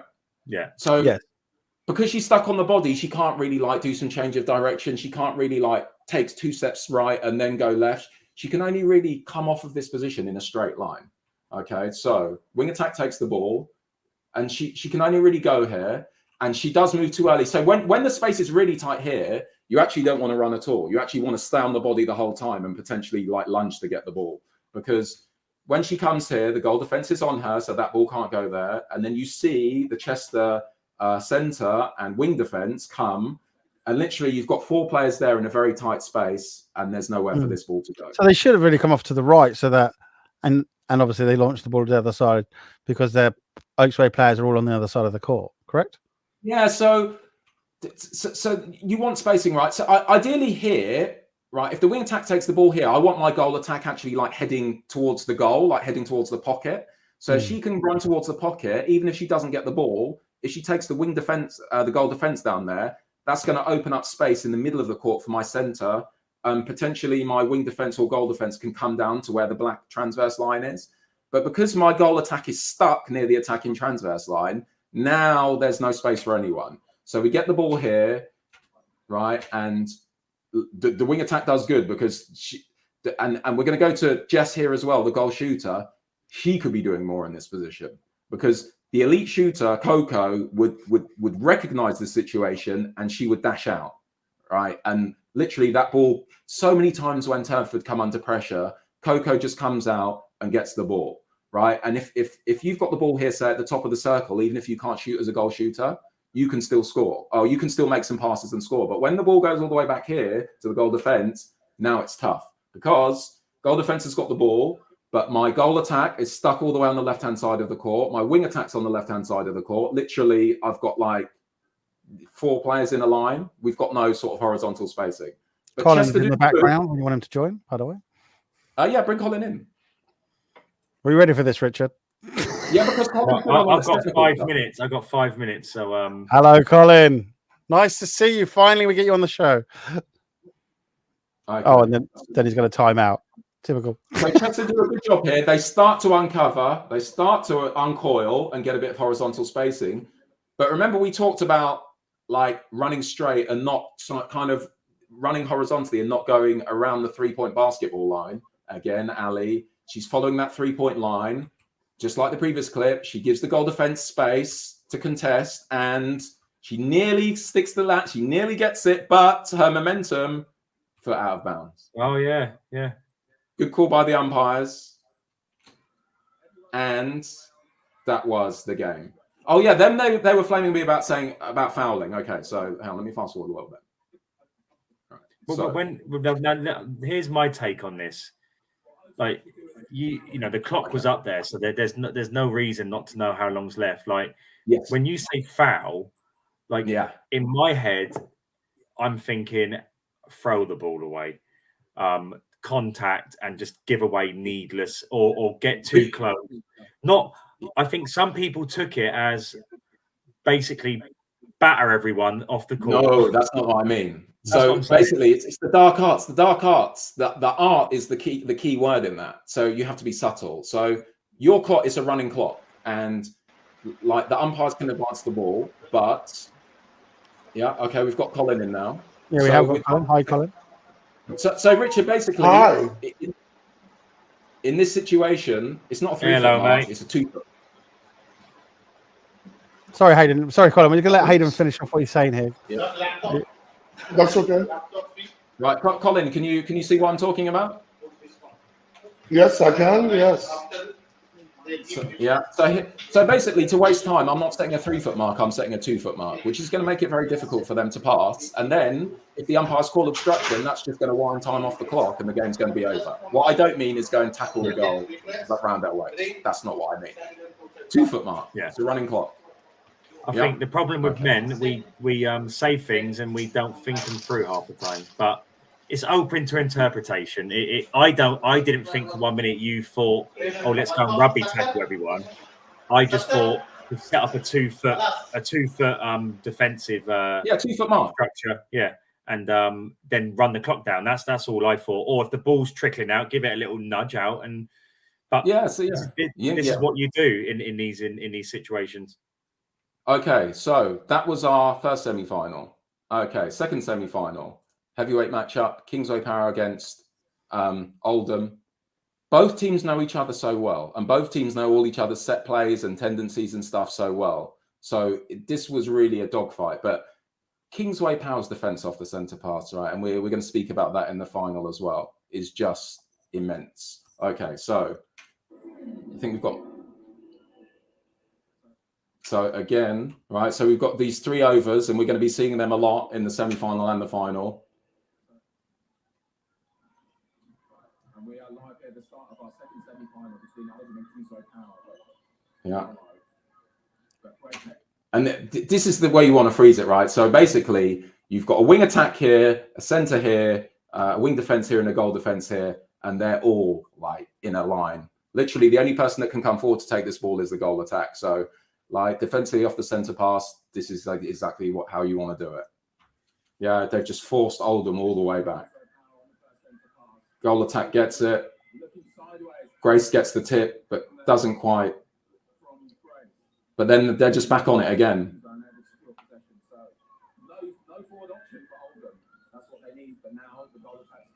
And again, the pressure builds. We see Jasmina here. Right, but because the pressure's there, they kind of Kingsway have a sense that this ball's going to go. So the goal defense, she's got the goal attack there, but the goal defense, as well as looking at the goal attack to her right, she's also got an arm the shooter. So when the ball comes in, double team. Right. Oldham are fortunate to retain possession there, but like excellent defense off the first centre pass by Kingsway Power to start the game. Okay, then right. Grace Webster played really well in the semi-final and the final. Yeah, and she just pops up here. Bang! Goalkeeper for Oldham's out hunting. Lois is home alone. Kingsway score. And, well, guys, I'm gonna love you and leave you, and okay. Happy 14th. Martin, you're in charge of the room here. If anyone thinks that anyone badly, I'll let. So see you later, guys. See you later. Congratulations on your anniversary, sir. Yes. Okay. Right, Colin is here, but his internet connection seems to be timing out a little bit. Hello, Colin. Yeah, hi. How are you guys? We are okay. We're just trying to find out some towns that Hayden can't go to anymore. Which town is that? I think Chester's on the list now. Oh, okay. What are the issues with that team with why you can't go there? No, it's just a joke. It's just a joke about how he's he's saying about the team play and what they should have done. and the mistakes that happen. But like we said, it's just something that happens in time. It's not like the player doesn't know. It's just that's what happened in that time. The execution under pressure in a national final is It's just one of those things. Okay, so again, we're going to show some Kingsway Power defence off the centre pass. And they were just forcing Oldham to go back. There's one that they've thrown away. And the other thing with this Kingsway Power Hayden, 1 second. Sorry, Colin, can you try and find a quieter place, please? Because we're picking up a lot of chatter from the room that you're in. Yeah, I'm actually, yeah. You try and do that. We'll bring you back in a minute, okay? Yeah, okay. And sorry, Hayden, but there's a lot of noise background. Yeah, again on the centre pass here, Kingsway forced Oldham back, forced them sideways. And yeah, there's a replay ball here. Right. One. Okay. Right. Now we've got some gimmicks here now. Okay. So we've talked on the show before about how Oldham at every age group are the best prepared on sort of set plays, centre passes, they've got the gang signs, they've got structure. So this like if you see the Oldham players, they're all in a line here, right? And we've seen this many times. And usually like one goes left, one goes right, and one maybe pops through the middle. Okay. Right. But Kingsway Power, they have a defence here where they actually have they have Lois the shooter sort of protecting the middle, and they have the goal attack and the wing attack set up to the right and left, which would be in the place where the Oldham players would fan out to, right? If one goes left and one goes right, they're going to be running into a spot where the Kingsway defenders already are. Yeah. Right? However, this is not a real defence. This is a gimmick defence, because if you look at the top of the screen there, if you look at the Kingsway centre, there's two Oldham players there, right? Yeah. And those two Oldham players, literally, if one moves to the left and one moves to the right, there's no way that the centre can track two of those. So instead of Oldham running their set play, right, they need to have the vision, the goalkeeper on the ball there needs to have the vision to see this at the top and just like throw the ball long. Right? Yeah.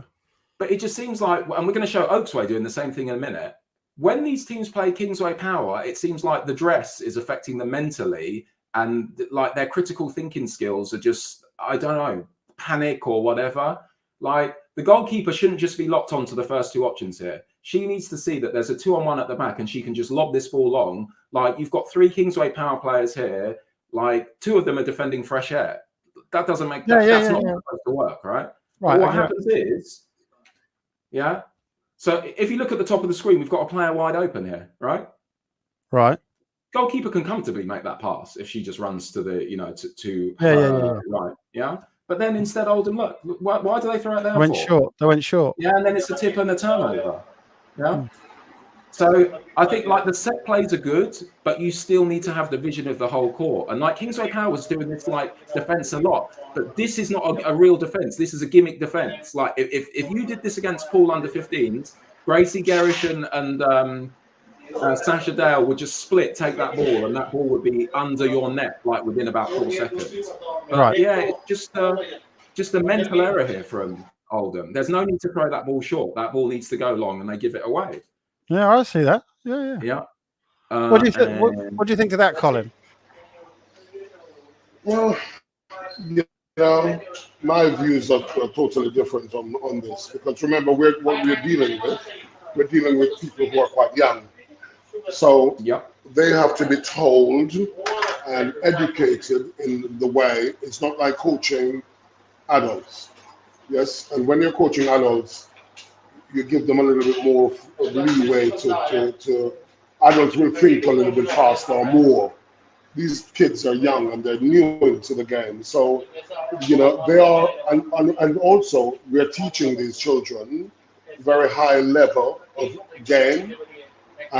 So what we have to do as coaches, what coaches are more likely to do or should do, is actually teach. If you're going to teach a set play, you teach that the ball may not be able to go to Hayden all the time, or the ball may not be able to come to Colin all the time. But in case that happens, these are the variations, and this is what we look for. So Colin can't get it, okay, then we have Sam, Michael, Andrew to pass the ball to. And we teach them these things. Because so I think that's what coaches should do if you're going to be teaching set plays, because these are young kids, and we can't, just ram a certain type of play down to them and expect them to just get it. Like when I'm teaching, like we have a thing where we jump over the line. Everybody knows that now. And I teach them also how to break that. As an attacker, what you need to do to break it. And that's one of the things I do. So I teach them how to work it and how to break it. If somebody do that to you, this is what you need to do. So that's how I teach. Right, Colin, we've got some more clips here for you to look at. Here's another one by Oldham as well. So on the centre pass here. So this one, we see Oldham run this a lot, right? So goal attack comes and gets it. Wing attack goes to the pocket and takes second phase. But these teams know each other very well. So the Kingsway Power goalkeeper is out by a lot. Yeah, can you see where the goalkeeper is there, Martin? All the way on the left. Got two people on her already. And you've got a goal shooter home alone under the post with their arms up, screaming for the ball. Yeah. But the vision is not quite there. That I think they're so used to running these set plays that she gives it here, but that ball could go directly to the goal shooter. Yeah. She's wide open, isn't she? She's wide open. She's screaming. She's got her hands up. That's the point with a set play, though. You get so used to a certain way of doing it that exactly. It takes a different train of thought to, No. But you see, it comes back to my point entirely, where he disappears. So, Internet. But that's a very interesting point there, Hayden. But they are playing very fast, so that's the point as well. Yeah, but these are the things that win or lose you sort of national titles, right? Agree. I totally agree. Right. So we've got some plays here, right? So we've got so we showed that one. We showed this one where Oldham goes short when they should go long, and then we've got another one here. This is from the final, Oaksway. Again, this defense here, right, where you see the three Kingsway power players, like really up close to the line, but two of them are defending fresh air, and Oaksway have a clear 2-on-1 at the back, right? So they could just throw this long to the wing defense or the centre, comfortably get the ball sort of near where the transverse line is and go. But they get locked in. Well, the first bit is okay, but then the centre here, she's got so much space up the court. Yeah. But she's running back. She can go here. Yeah. But look where she runs. Back into all the bodies. And so now Oaksway have created a problem for themselves, because now Kingsway are into their set defence. Yeah, and an error. And so I think part of it is when they see that Kingsway dress, it's affecting their thinking, because we're going to see Oaksway in exactly the same situation. Psychological now, aren't you? That's what I think it's psychological. Psychological warfare by Kingsway. Right, again, this is another situation, not quite the same, but you see four Kingsway players here: goal shooter, goal attack, centre, wing attack, all very close to the ball. So the Oaksway centre can just sort of, and it's not on the baseline, so she's allowed to take this ball in the centre third. She can just sort of fan out into this space to the right-hand side of the court, and the wing defence can maybe do the same on the other side of the court. But they keep going short. And this ball's nearly intercepted by Grace. Fortunately, a contact's called. But then we see Oaksway in a similar situation against Royals, and Royals have all their players up. So Royals have like one here, one here, one here, and one here. And they go long. Yeah, bang, bang, bang. That's how you punish it. That's quick. So they've done it against Royals earlier in the day, but it seems like psychologically when they're playing Kingsway, it's the decision making is just not at the 100% level it needs to be. Well, agreed. Okay, yeah, I see that. But again, things happen, and especially about certain players or certain teams that you're playing against. Like I said, there's a psychological warfare going on. But right. So just a little bit, couple more. I wouldn't call it psychological warfare. I just people make errors in a netball game, and these are children, and we have to accept that they're going to make errors. In terms of the dominance of Kingsway Power, I've always taught my girls that anybody can beat anyone on any given day, you know, and you must not fear any team or fear anyone, because, and that's the way I live my netball. Even now, if I was to go on that men's national team, I'm playing now, today, the day I've lost 44 pounds, I will go on the court and I will rip them apart because I'm a very confident individual. Yes? Yeah. Because I don't believe anyone is better than anyone, and I don't believe anyone is so dominant that oh my God, I'm going to be terrified of them. I don't believe it. And that's what is instilled in my coaching, that you must walk on a court with swag. You must go up there with confidence.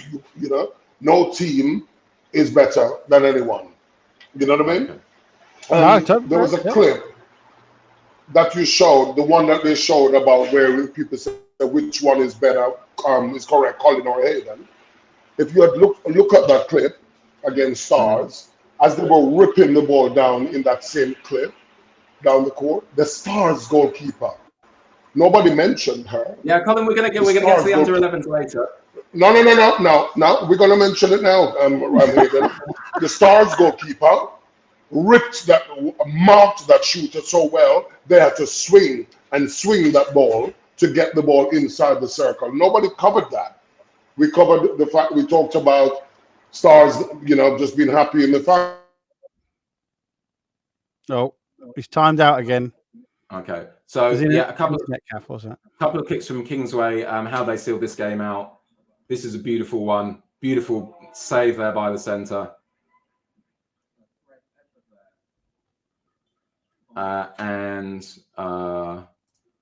Yeah, goal defence comes through here, makes a really nice play.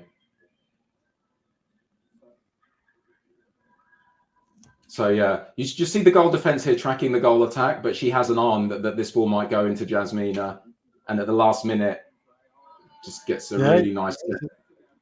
And yeah, Ava was appreciating it as well in the background. And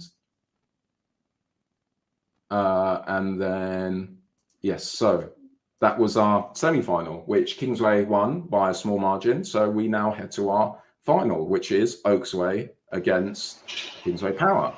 So at the moment, the Oaksway people like me. Well, give it time, Hayden. All right, okay.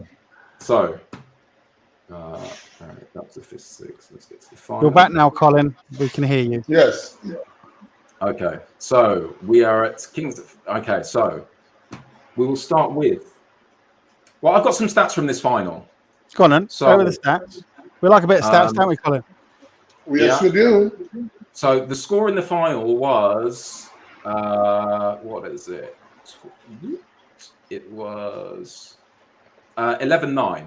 Okay, so Oaksway scored 9 points in this game, but 6 of those 9 points they scored off turnovers. So in a 12-minute game, they won that much ball off Kingsway Power turnover and took it through to the other end. But the problem was, Oaksway had 11 centre passes and they only scored 3 of them. So potentially if Oaksway had scored like 2 more of those centre passes, they would have won the game. So what we're going to look at now is kind of how that broke down. Well, what we're going to look at why they were so good defensively, but also how it kind of broke down on the centre pass for them and what they could potentially do against the Kingsway Power centre pass defence, which is arguably the best in the country across every age group. Okay, so right, we're going to start with some good Oaksway defence at the start of the game. And some good track in there, isn't there? So it looks like a bad pass, but if you actually see the work rate of all the players, so if we look at the Oaksway centre here on the... She comes running across, doesn't she? Yeah, right, let me get the Oaksway girls' names. Right, Oaksway centre is Grace. And yeah, so if you look at, she's tracking her player like tight. If you look at the wing defence, the wing defence does really good here because what Grace Webster tries to do is front cut her. But the wing defense here says, if you're going to continue behind me, I'll allow you that space, but I will not allow you to front cut me and get the short option.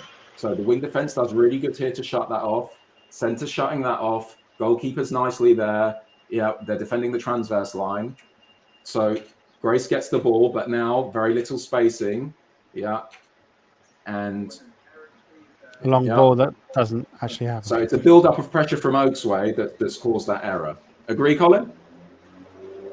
Right. So isn't this now, Hayden, the example to show that this team is beaten? Because the score was, you said, 11-9 in this final. Yeah, we're going to show 11-9. Yeah. Yes. But this is the perfect example of this team can be beaten. I didn't say every team can be beaten. I say Kingsway Power under 11. If it breeds, you can kill it. Yeah, Well, I was talking about Kingsway Power under 11s. I'm not the under 14s. Right, no, but every team can be beaten. There is no. Hayden, come on, mate. Seriously, every team can be beaten. You just got to know how they play and how you intercept and how you win. Another excellent defensive play here from the Oaksway wing attack. Nice little tip and interception there. Okay, and on attack, Oaksway were good. So this was good from Oaksway. So Kingsway, they were using a box at times. They were using a box. What? But basically, right. So Lauren's philosophy on defending is Kingsway Power. They're always going to take away the middle of the court, right? Right.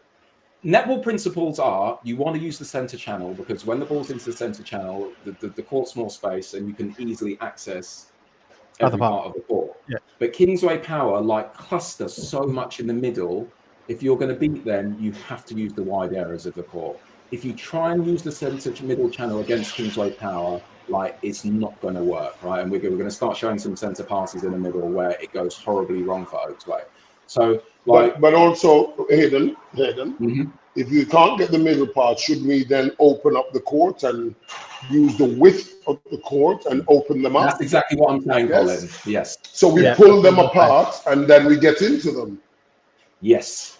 But what we're going to see, we've got a couple of clips of Oaksway doing that, but the majority of clips we're going to show, they're not quite doing that. So this was good for But what I want you to, but what you're showing, Hayden, let's get into this. You're showing the superiority of one team, but also we need to see how the other teams counter the superiority. And that's what I'd like to see. And this is what the general public, when they tune into the show, hello, wherever you're watching from, they need to see this. I'm not talking about the superiority of this Kingsway Power team. I'm talking about the superiority of another Kingsway Power team, not this team. This team has... but it's the same brand. We're still talking about Chanel. We're talking about Chanel and Burberry. You have left Burberry and you've gone on to Chanel. You're talking about Chanel. Chanel number under 11. Yes. Right. Yes. Okay, so this is good from Oaksway.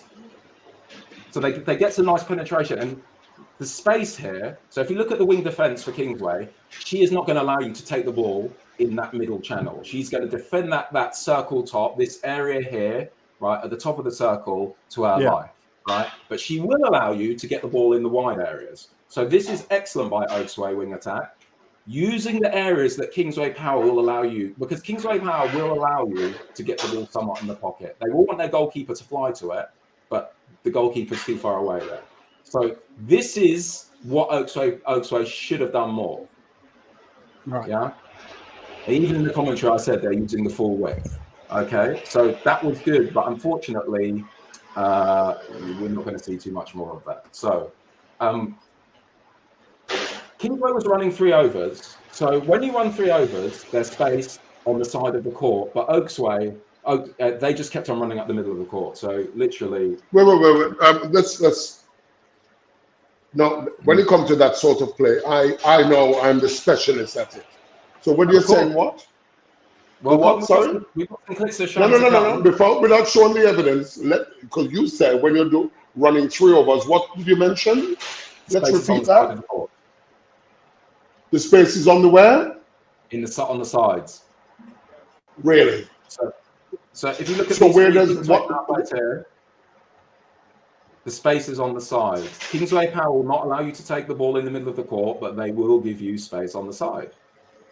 So you have to take that space on the side and you have to use that space, because if you try and go through the wall, or they're going to try and go over the wall here, it's potentially going to end in disaster.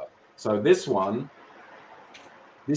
one solution for wing defense or goal defense to come down and throw it over the wall. But Lauren will tell her goalkeepers that anything that goes over the wall, you come out and you hunt, and the goalkeeper comes out and hunts, because if you look where the goalkeeper hit, like how far she is from the goal shooter, yeah, she's flown and taken this one and got the interception and the contact ball. Right. Right. Next centre pass. Oh, and what's made it bad for Oaksway here is that the goal attack and the wing attack are both on. If you see the wing attack and the goal attack, they're both on the right-hand side of the court, which makes it easy for the goalkeeper to know that the ball's going to the right-hand side of the court. Right. If they were split, one on the left and one on the right, it would be harder for the goalkeeper to fly. But anyway. Yeah, so you see wing attack and goal attack here on the right-hand side, makes it easy for the goalkeeper. She flies and gets the ball. Right, Oakway, next centre pass. And these all look the same. So Kingsway offer no space in the middle. They offer, can you see all this space on the right-hand side of the court? Yeah. But Oaksway refused to take that space. So ball goes back. Well, they did take the space. They ran into it. That's okay, but the goal attack and wing attack could come and take first phase there. Okay, so this is one way. So they followed. So yeah, they're not taking the right yeah. angle. Colin, yeah, right. Next one, because they're basically running into this wall and getting jammed every time. Again, no space in the middle. Where's the space, Colin? Well, no. So let me tell you about this particular play. Okay. So they're just jumping the line. Yes. Okay. And to make it more superior, the wing attack and the goal attack should run down the court and take the very, very wide width of that court each. Yeah. One on the left, one on the right, to cover those wide options. What the ball will happen then is the ball will have to go backwards.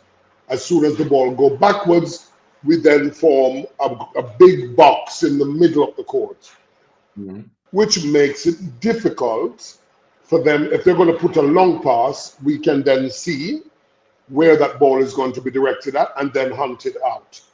Okay, so this thing about they can escape on the wide width. No. Let me talk about that particular play because I'm the expert on that. Yes, but Colin, could not this wing attack or goal attack? You see all this space down here? Could they just not run into that space and take first phase? No? What's wrong with that? Where? On the centre pass? Yeah, on the right. Why can't the wing attack or the goal attack, ideally the wing attack, just run into the space? Look how clustered the Kingsway Power players are in the centre of the court. Kingsway Power will never give you the middle. Listen. Again, it's about the education that these girls have received, because what I've always taught my girls, when someone is jumping the line on you, what we do, we back off the line. And any coaches that are watching, I invite you to come in and see and help me on this one. We normally back off the line and then we do a cross, run across each other, and then as we run across each other, we stop, change direction, and come right through the middle. Because what we do, we stretch that defense and then pop through the middle of the court.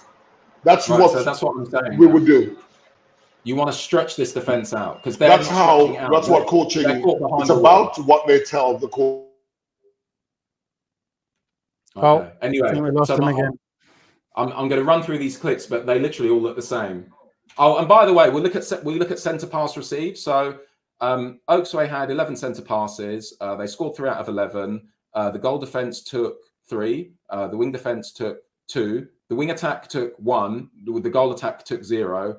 1 footwork, 1 held ball, 1 breaking, 1 contact. But basically, goal attack and wing attack took 1 out of 11.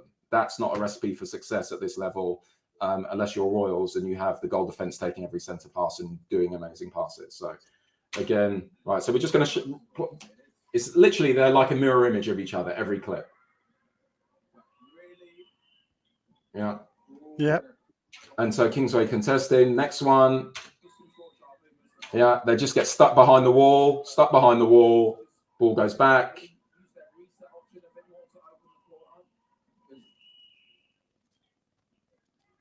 Okay, next one. But they refuse. Kingsway are giving them all this space on the side of the court, but they refuse to take it. They just keep wanting to go through in the middle. Every centre pass, yeah, that one gets intercepted. Yeah. Right, we go to the second half now. No adjustment. Into the wall. They're trying to go. They're trying to use. Yeah, they just keep trying to go in the middle through the middle of the court. Yeah, okay. They get a little contact call on that one. Next one. Trying to go through the middle. Can't go through the middle. Held ball. So no adjustment was made. Okay, that one goes back, but again, where are we going? Now we're wide. Yeah, error. Too high and ball. Then, yeah, this was towards the end of the game. The frustration, footwork.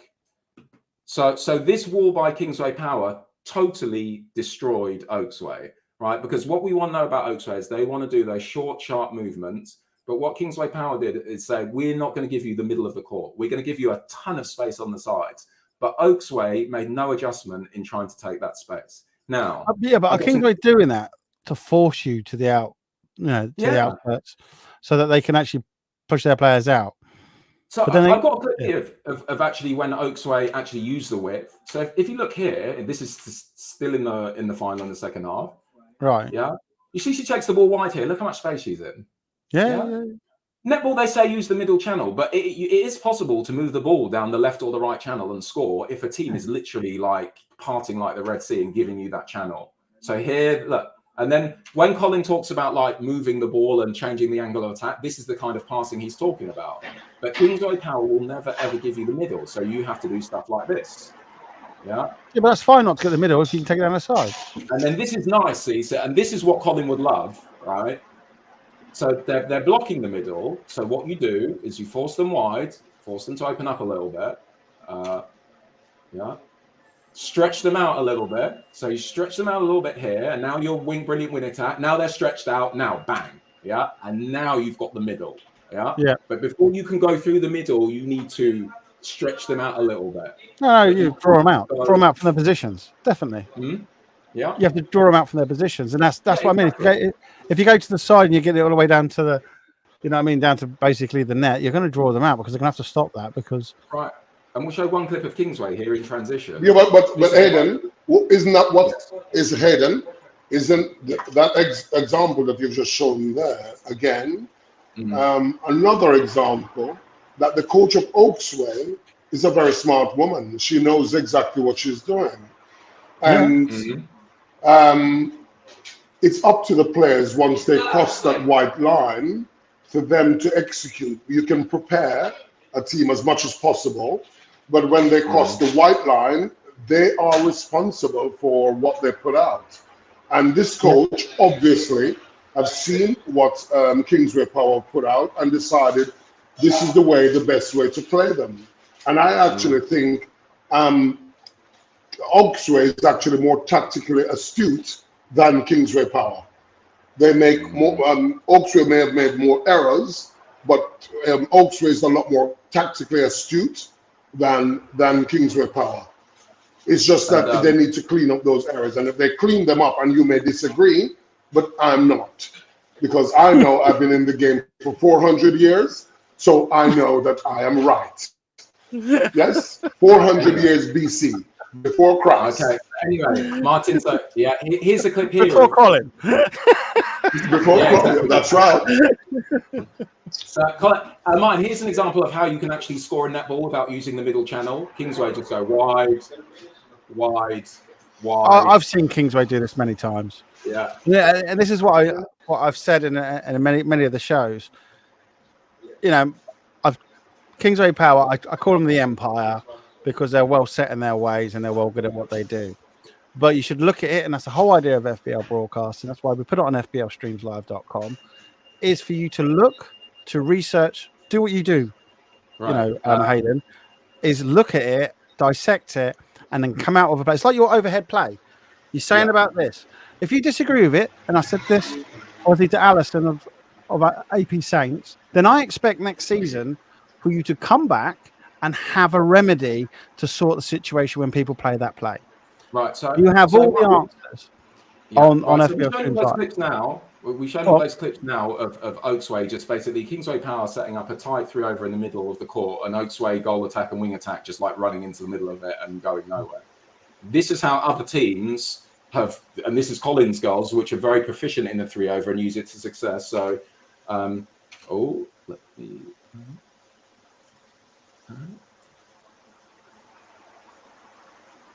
Okay. Right. So yeah, here's some teams.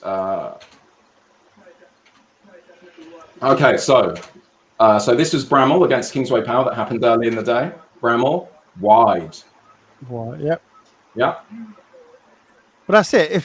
If Kingsway are only playing in the centre, take it down the sides and get it into the net. Take it down the side. Right, what is these? But that goes in with what Colin's saying. You know, any team can be beaten. You just got to. Well, I always believe if it bleeds, you can kill it. Right. I love some of your sayings. I really do. Even though killing, you know. So here's another one. This is Oldham against Shannon in the national finals.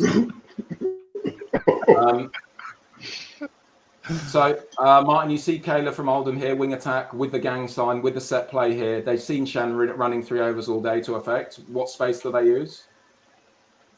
Wide, bang, through. Yeah. See, I can't always see the gang. I didn't see the gang sign there because obviously my screen's a little bit smaller because I control everything. Maybe you can put a ring around where the gang sign was. And I can squint my eyes to see if I can see it on my little screen here. There you go, right here. 2 fingers up. 2 fingers up. All right, yeah. Right. Okay, yep. Right, no, right. I actually just kind of saw it. Yeah. So just use the wide, just use the width. And then what that will do is that will force the Kingsway defenders to spread out a little bit. And then you can you can make progress. Next one. This is Collins under 12s, running a lot of 3-overs against Kingsway Power under 12s. What you see about the Kingsway Power centre here is she doesn't even look at the middle of the court because she knows what's happening. So she's already looking at. If you look at her foot angle, she's not even making any attempt. She's just like, I'm going wide. I know what Shannon going to do. Yeah, let's go wide. Yeah. Yeah, but again, Hayden, you have to be quite careful how you do these things because at the end of the day, the under 11s are young children. They're quite young. Under 12. And we're under 12. Oh, we lost him again. Okay. But as I said, under 12. Hello? So this is right. I can hear you. We're playing against Kingsway Power. Hayden, he's back. Go on, say again. Yeah. Colin, can you jump on a 4G or 5G you. network rather than the how do I do that? Can you have you got a cellular reception rather than the Wi-Fi network there? Yeah. And again, this is a separate centre pass, Kingsway. Just use the width. Yeah. Just use the width. Yeah. And then one more. Yeah, we'll use the width again. Second phase. The other side. Yeah. So this is what Oaksway could have done. Now, one other thing we're going to talk about. So just the last thing with the under 14s is the centre pass defence, right? So Kingsway Power at every level have a great centre pass defence. And right, let's get that game back up. Okay.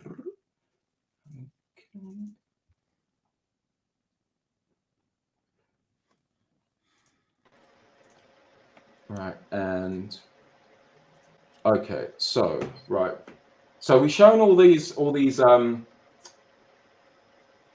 clips of the Kingsway Power defense. Now, one key thing I mentioned, one advice. Well, if I could give advice to any coach of a young team, it would be use the overhead pass and use it a lot. But the second piece of advice I would give would be to start your centre not in the middle of the court but in the side of the court.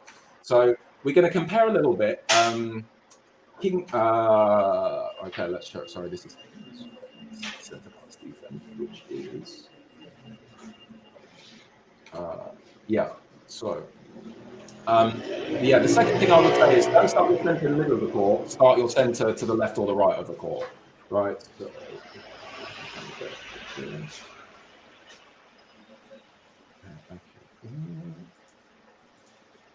Okay, yeah, here. I like this one. Right, so what you typically see is you see the center like in the middle of the wing attack and the wing defense and the goal defense. Right. But what I like to have is the center offset.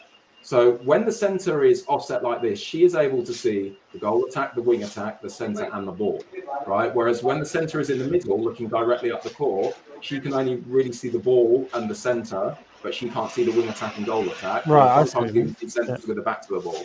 So I love, and this is one thing that's a feature of Kingsway Power, is the position of their centers, right? So they use their centers at this age group. They've got Faith Barlow Gambles at the under-13s to lock off teams. But the key to their success on centre pass defense is the centre. So in all of these clips, I think maybe other than one, you're going to see the centre. So the centre is the furthest to the right, furthest to the left here, right, causing disruption. We'll see the centre position here.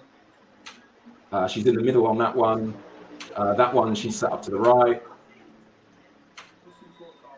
This one, she's up to the left, forcing them backwards. Right, and here, it's up to the right. But what the key is,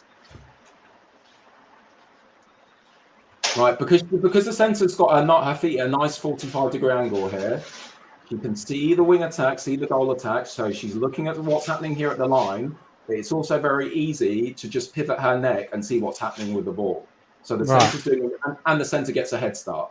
So the centre's doing a great job here, just monitoring the players. Now she's going to have a little look at the ball. Yeah. So, and Kingsway Power completely shut down Oaksway. Now we're going to go back to the group stages, and Oldham played Oaksway very early on.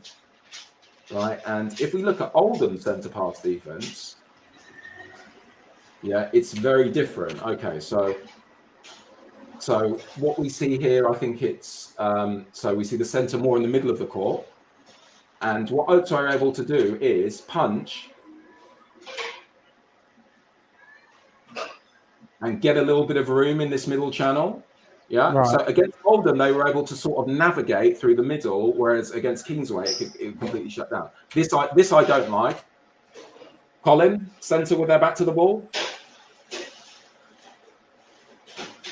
Thoughts? As he throws up again, that may be a coaching point. That's a coaching point. Okay. Yeah. So do you think it's a good thing, Colin, or a bad thing that they do that?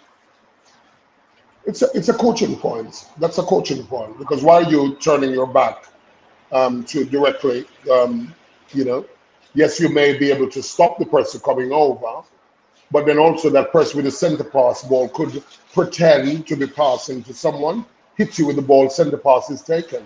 You know what I mean? So there's so many different scenarios that could happen with your back turned. So you're saying that so they can throw the ball at the centre player. They could have literally just throw and hit them with the ball, because then it touched someone. So and then they can run and get the ball taken. And then interested. I've never seen that. That's a clever way. That's a clever play, though. Hayden, you've not seen it because you've not been in the game 400 BC. He's talking the numbers game there, mate. I don't offer opinions. I just offer clips and analysis, and the viewers can make up their own minds. My words mean nothing. I can only turn up here with videos. If I don't have the videos, I have no use at all. So yeah, if we look at the same team, right, that played in the final, if we look at the success they were able to get Oldham centre pass defense, you see how they're able to just, because the centre's got her back to the ball and the vision isn't there, they're just able to just pop through and take the ball in the middle of the court. Yeah. So it's just, and there's just one other clip here. So I think Oldham, again, centre with the back to the ball. Yeah. And then what happens is the goal attack makes a little move to the left and draws the centre and the, I think that's the goal attack. Yeah. And it just opens up the middle and the wing attack table. And that's where you want to take a centre pass, right? Like ideally in the middle of the court, and then Oaksway. Okay. There's a call there. But yeah, it's just that the different position of the centre between Kingsway, where the centre is sort of 90% of the time out on the left or the right hand side of the court, whereas with Oldham we see the centre in the middle of the court and often with their back to the ball. Yeah, I kind of prefer. Yeah, but again, Hayden, you're we have to be careful how we do this, because you're talking about, again, you're going back to the superiority of Kingsway, and they're not superior. Because actually, in my opinion, in my humble opinion, Oaksway play better. Yeah, but Kingsway Power have won quite a lot, so yes, you can't take that away from them. Right. Anyway, we've been going for like 2 hours and 10 minutes, and we haven't even started with the under 11s yet. I was about to say that to you. We have a 3-hour limit, by the way, bud. Oh, okay, right. So, okay, right. Let me get to my next. Okay, as long so as the stream will go. Right, under 11s. Oh, okay. We have Colin's gone again. It's okay. Wait for him to come back. Okay, so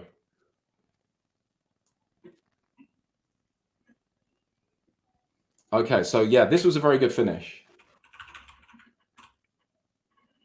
No, why are we singing to football? Okay.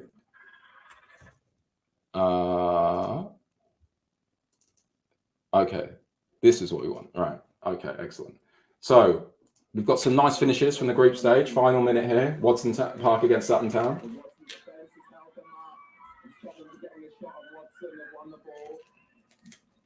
With a minute remaining, Watson moved the ball through the court, looking to take the lead for the first time in the game. Beautiful feed into the goal shooter. So yeah, sorry to all the parents of the under 11s. I assume most of you have gone to sleep now, but yeah, I'm sure you'll be able to catch up. Mate, they're watching. I can tell you that the numbers prove that. I can see it on the screen. I think everybody's there, mate, like this. So Watson scored to go up 7-6, but Paul won the ball back. Yeah. So Paul had the ball. Sutton Town had the ball with 19 seconds. But it just went out, and no, sorry. Yeah, 10 seconds now for Sutton Town. Yeah, so a great finish there by Watson in the group stages to beat Sutton Town 7-6. This is the next one. Stars against Paul. Very exciting last minute. Mm.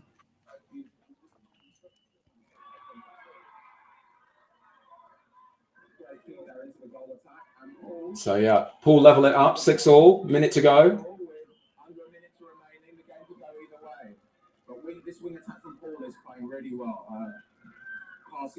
And that was a great feed, fantastic feed there. Yeah, the zigzag.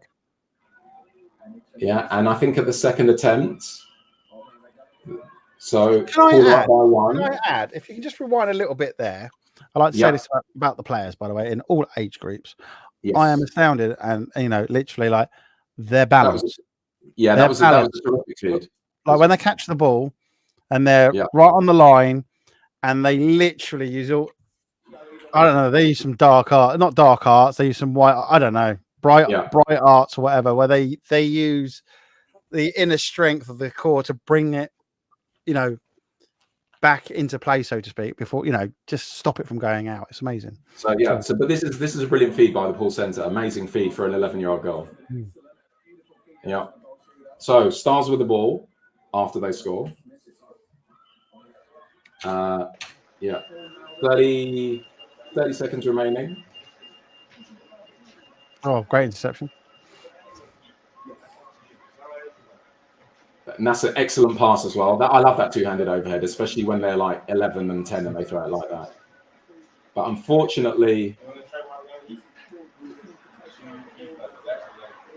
Paul get the ball back, but Stars win the ball back. 10 seconds. Miss. Can't be missing. And so, yeah, cots off a little bit.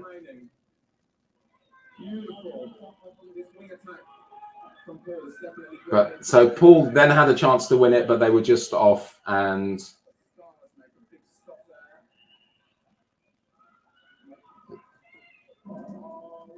yeah, it ends in a draw. Next clip, Turnford Leeds. Turnford played very well defensively in this game. Leeds only scored a point, and yeah, I wanted to highlight this from the Turnford Centre.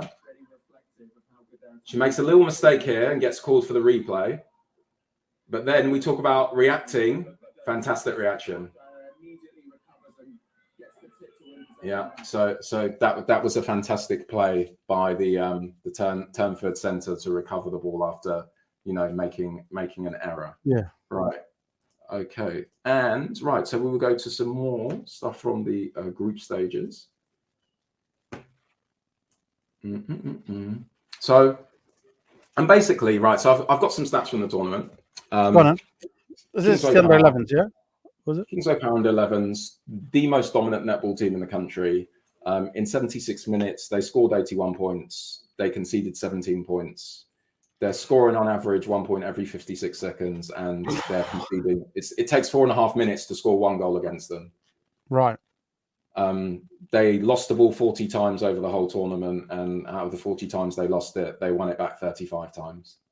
So literally, like to put that into context, in the under 14s final against Oaksway scored 6 points off Kingsway Power turnovers. Kingsway Power under 11s gave up 5 for the whole tournament. So yeah, very some good impressive. stats there. But again, I love your stats. I love what you do, and I look at that, and we break down you break down the game very well. We do chat about them, and hopefully the people out there put in the comments, please, especially if you're watching on the replay as well, are you finding this beneficial for your gameplay or for the coaches out there as well? Let us know, because when you've got somebody who can dominate the way that they do in like the stats prove, we've got. Sorry, I'm just going to mute you there, Colin, because there's a lot of background noise at the moment. There is one of those things where I can see a massive change against Kingsway Power because people are understanding how they play, and like for instance, like you said earlier, use the sides. If the centers you'll use up, use the sides. This is how they play. This is what they do. They lock it down here, So their tactics is, it can be taken apart. So, again, impressive, but again, I think it's one of those things that, Kingsway Power will be going, why are you telling all our secrets away, Hayden? Yeah, but they need competition. They need the other teams to improve. Right. No, so anyway. No, exactly. And I'm sure Lauren isn't actually saying. I'm sure Lauren would be we've got some clips here from Kingsway Power against Paul. I think we lost Colin again. But yeah, great drive here, and it's just this is not normal for 11-year-olds to be able to do this. So I think it's great, the wing attack here, just with the drive, but the speed at which he catches that ball and then releases it, like the defense just has no time to adjust at all. Next one. Oh, and we've got a rebel in the camp at Kingsway as well. So we talk about Kingsway Power having these robotic. Well, actually, you can see all of there, right, with the typical Kingsway Power two-handed overhead back bend stance. But like Evie, the goal defense, she doesn't really do that. She's doing chest passes, shoulder. So you see here chest passes. So she's. I'm not sure how this relationship with Lauren and Evie is going to work out in the long term. Maybe Lauren's teaching her that. No, she's not. She teaches them two-handed. Evie is watching like professional. Have you confirmed that with Lauren? Have you confirmed that with Lauren? Because she might be. I haven't spoken to Lauren. All right. And then we've got here again with the second phase. So if there's one thing I know about Kingsway Power, I don't think they would use ways Lauren wouldn't allow. Even at the older age groups, it's very rare to see any Kingsway Power player throw a shoulder pass. So but the player might be that good or kind of doesn't like or doesn't, and says, right, we can teach you that. Yeah. I'm sorry, Hayden. I'm gonna throw on the other side here. It's one, right? It's one out the whole club. There's only one player at the whole club throwing these kind of passes. So again, we see Orla here, the centre. As soon as she throws the centre pass, she's off at the pocket. So off to the pocket. And this feed, again, this is not a normal pass for an 11-year-old to be able to make. To be able to pass it over that distance with that accuracy. Well, first the drive to take the second phase, but that's not easy. No, it's not. Again, it looks easy because that's how they make it look. That's how they've been trained. That's why they've constantly done it. And this goes for all the teams out there. I see them do some amazing gameplay. And you might think it's easy, but it's like you go out there with 10 minutes with them. I guarantee you'll come out with needing an oxygen mask and wondering what the hell happened, because it takes a lot of concentration, training and skill to do what they do. So again, we've talked about, well, like when Kingsway Power make a mistake, they win the ball back. But Paul gave it a really good go in this game. They only conceded 9 points. Like they're only one of 2 teams to hold Kingsway Point to like less than a point a minute. So like they missed a shot here, and we know Paul will use the overhead, right? So yeah. But the thing is, the Kingsway Power girls, they're just more proficient in that technique. Yeah. But this is the Paul brand of netball. Yeah. But it's just, you can get all the way there, but it's just that final bit. Yeah, that final bit is you get all the way close to their goal, and that final bit was we see different kinds of passes from this Kingsway Power team as well. Underhand passes. Here's Petra at circle edge. Yeah, so you can see the little underhand offload here. Yeah. Yeah. Well, nicely spotted. Yeah. And then she's going to do another one as well, I think. Yeah, underhand again. Yeah. So this Kingsway Power team is different to the other Kingsway Power teams. They're showing a lot of flair, different types of passing. So like I'm saying, Laura's probably teaching them that. No, Lauren's not teaching them that. Lauren's telling them all to throw the two-handed overhead pass. This is the Maverick team. This is the one that she can't control. What do you mean she could? Lauren, really? Okay, mate, whatever. No. Roll it on. Lauren, please come on the show right now. Send me a message. I can give you the link. She'll put you back in your place, Hayden. She's teaching them this. Lauren doesn't. Do you think, seriously, do you think that when you go to a Kingsway Power training session, she's teaching the girls how to throw underhand passes? You really think that's there? That's not happening. I think she will. She'll teach them the overhead, and then she'll teach them other stuff. When they come to the court, they can play any which way they want, as long as they win. Yeah. And then we show Paul again here. Yeah. And they did have a good go. Like they got the ball. Like in the whole day, no team took the ball from like if Kingsway lost it in the attacking third, like they missed the shot, no one scored. When they scored on turnovers, it was because the other team won it, like in in Kingsway's half.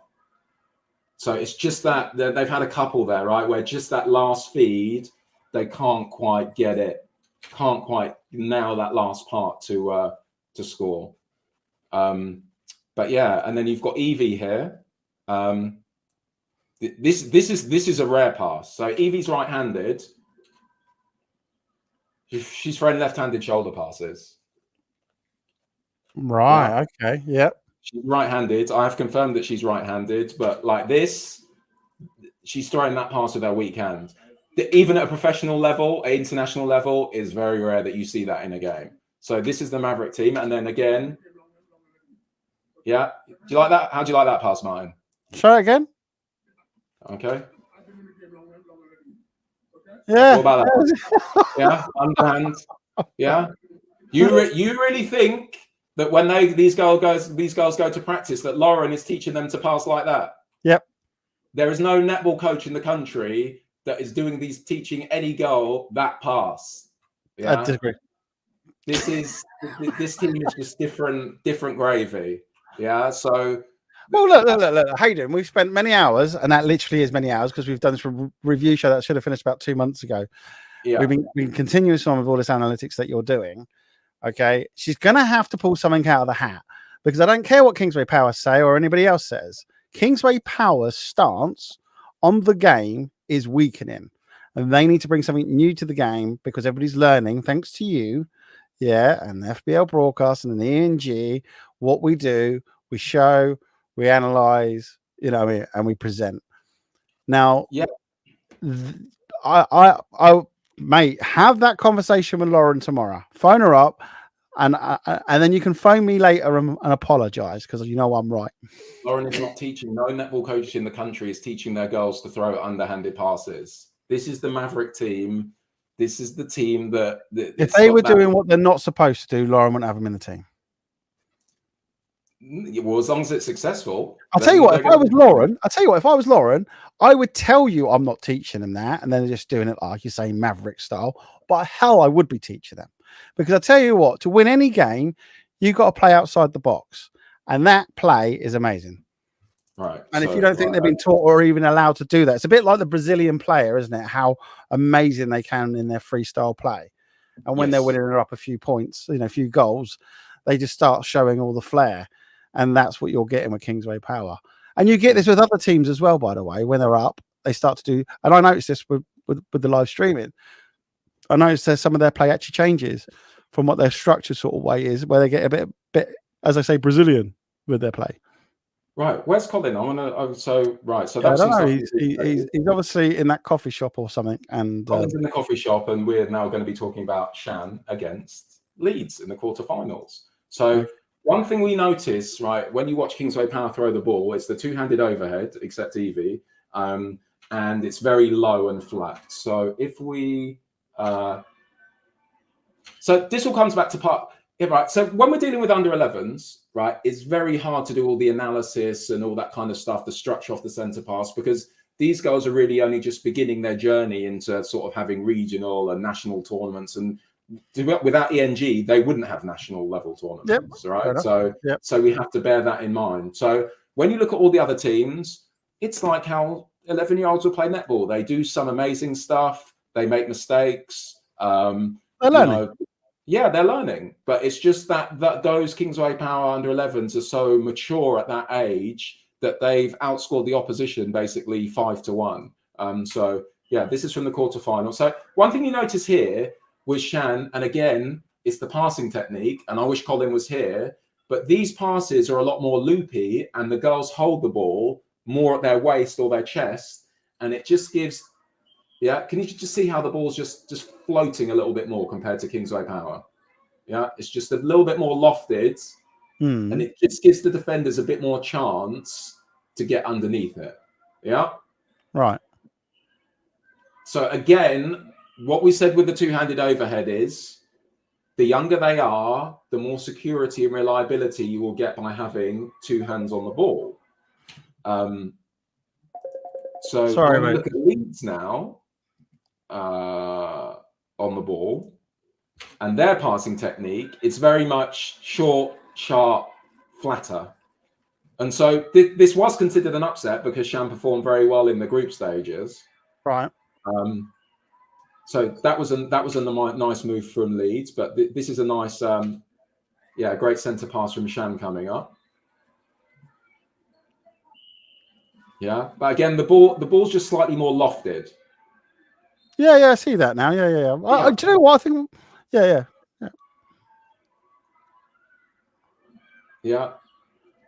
And there is scientific reasons behind that, right? Because if you throw a projectile, like to get the maximum distance, you have to throw it 45 degrees. And so 11-year-old girls, they have to use sort of the full energy of their arms to get the ball to go far. So that's why they're sort of making it go up in the air more so it can go further. And so listen, all the other netball skills that everyone agreed important, Kingsway Power incredible at those, but it's just the passing and that two-handed overhead. And it's not just that they throw it, because Paul throw it as well, but those girls are incredibly drilled in that passing method, in that they're able, like you saw Orla with some of the long feeds there, they're able to execute that pass at a very low trajectory, and that's how they're able to score so many points and move the ball so quickly. But like these girls can play good. Like Shan is playing very well here. So that was a very nice play. And then I think we're going straight into Leeds with some very nice passing here. But again, the technique that Leeds are using to throw the ball is more similar to how Kingsway do it. And this is this kind of north-south divide we have in netball.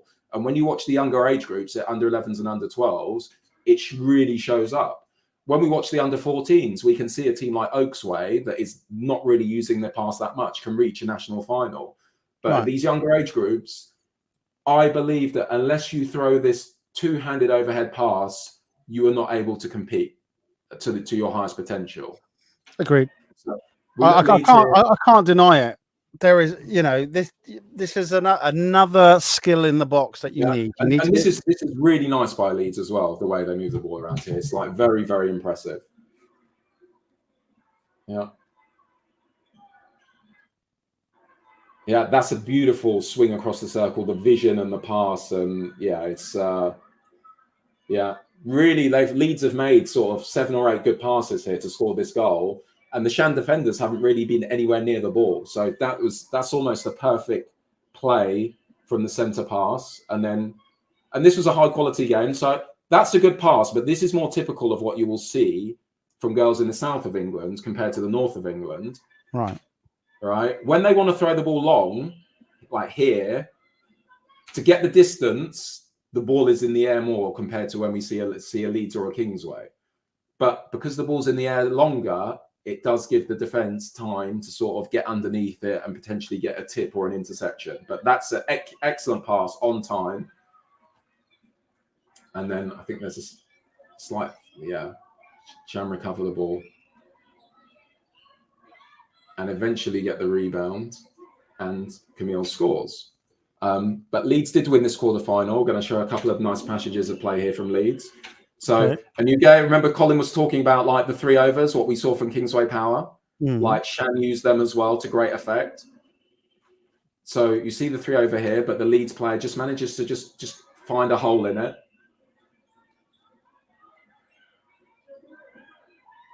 And then Leeds, the ball's not going in the air as much as when Shan throw the ball. That's an excellent pass as well. So where the North has an advantage at these younger age groups is they're able to swing the ball from side to side. But we are going to show some clips of Stars in a minute, and they are using different kinds of passes to great success, and they did reach the final of this event. So this is another passage from Leeds.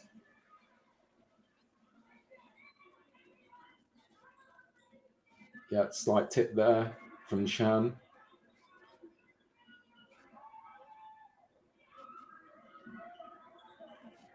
But yeah, it's just the speed of Kingsway. Like all the other teams in the country are sort of competitive with each other. We saw upsets. We saw a team beating one team and then losing against them later in the tournament. So like as an age group, it's very competitive nationally, except that one team has just separated itself from the pack completely. So yeah, that was an excellent centre pass phase there by Leeds, and they won the quarterfinal 8-4. They won 8-4. Right, so we will now go on to, right, we have some bits from semi-finals. Right, that's one semi-final. Okay, that is the final. Right, we'll just wait on that. Okay, so we will go to our semi-final, Sutton Town against Kingsway Power. And Sutton Town gave Kingsway Power the most problems all day. They really, so basically against all the other teams, Kingsway Power lost the ball 32 times and the teams only scored 1 out of 32. But Sutton Town won the ball 8 times and they managed to score 4, which was an excellent effort by them. So we'll start with some Kingsway Power on the centre far. They always start fast. We see Orla, she gets down the court so quickly, takes the second one, and like we've seen this feed before. So literally it's like they're just repeating the same actions over and over in terms of where they run, the passes they make. But that was good. But this defensively was excellent from Sutton Town. So Kingsway Power throw the ball in, but excellent 3-foot mark here by the goal attack. Yeah. And so she forces the held ball. Yeah. And so, you know, what Colin's saying in the commentary is that's the kind of effort you have to show against this team. You know, so Sutton really was the team that gave them the most problems. And eventually they're gonna, the ball's gonna come into to their goal shooter who had an excellent day. It was very reliable. Okay, but then go back to Kingsway Power now. They win the ball here, but again, this two-handed overhead. Yeah, it's just drilled. The ball doesn't. It's just short, sharp. It's flat. Yeah, straight through the middle of the court. Yeah, against Kingsway as well. Yep. No, that was Kingsway. That was Kingsway, yeah. So I was about to say that was Kingsway, wasn't it? Yeah, this was fantastic. So, like Rosie played really well. So her movement at wing attack, and we're going to show some clips of Rosie Miles here.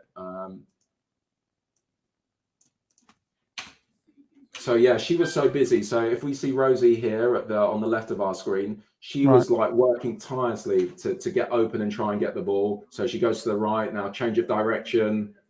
Yeah, gets the ball here. But unfortunately, the feed is just a little bit short. Yeah. But yeah, but as I said, it's the effort, you know, and that they made them work. And this is probably the best thing from Sutton Town. So, and yeah, this is fantastic on the first phase. So if we look at Rosie here at the top right of the screen, she just gives the fake move like she's going up the court, and then bang. Yeah. There's a nice really move. good. Very good, very, very good at that young of an age. But obviously, we know Rosie has been playing, you know, ENG under 12. So yeah, excellent move. All right, there's a foul. All right, and then so she gets the ball here. Okay, that's an obstruction. So good feed and a missed shot, but so Kingsway get the rebound. But I want you to keep an eye on Rosie here. And when we talk about Sutton Town won the ball 8 times and scored 4 out of the 8, the reason they scored 4 out of the 8 is because when they won it back, they won it close to Kingsway's goal. So if we look at Rosie, she's just got an eye on the ball, and she actually starts moving right before the ball's released. So she's got a sense of where this pass is going to go to the center, and she's just taking her feet towards where the ball's going to go, and then bang. Yeah, perfect interception. That was, wasn't it? Yeah. Well read. Perfect. So perfect interception there. Yeah, and that's just after, you know, the shooter's missed the shot. You could be feeling sorry for yourself. You're playing Kingsway Power. It's very tough. And then she's back on the ball again. Yeah, nice feed in. Okay. For the people at home, replay that in real time. What's that? For the people at home, people who are watching this, play that back in real time just to let people know how quick that actually all happened. Yeah. Yeah. I can. Hang on. Okay, and then yeah, Sutton Town eventually score. But yeah, hang on, we'll just play it again quickly. It's the missed shot. Abigail asked, "What was your favourite game of the season?" Yeah, it's that quick, isn't it? Look at that. Yeah, it's an excellent reaction. But so to compete against this team, you're going to need a group of girls that are going to have to be talented, but they're going to have that desire that when we make mistakes, we're going to react and win the ball back. Because like this Kingsway Power team is going to force mistakes, but Kingsway Power make mistakes as well. They lost the ball 40 times, but where they're so good is they won it back 35 out of the 40. Everybody makes mistakes, no matter who you are. Especially if you're 11. No, you can't make mistakes when you're 11, mate. That's outrageous. You're not allowed that. Only when you're an adult. And then this is just one nice, one nice move here from Sutton Town on the centre pass. Brilliant feed. And as I said, this is when we talk about like the style of the right. So this pass, this shoulder pass, right, is excellent. But Kingsway Power, they don't really throw it. So it's like, you know, it is a tough one because by the fact that Rosie is attempting these passes now at 11 years old, it will no doubt improve her throwing those kind of passes when she's 18 and 20 and whatever. But from the point of view of like winning games now, I just think that the two-handed overhead is the most reliable. So that pass is a little bit off there, but Sutton Town retain possession and score. And the final score in this semi-final was 10-6 to Kingsway Power. Right, and now I just need to find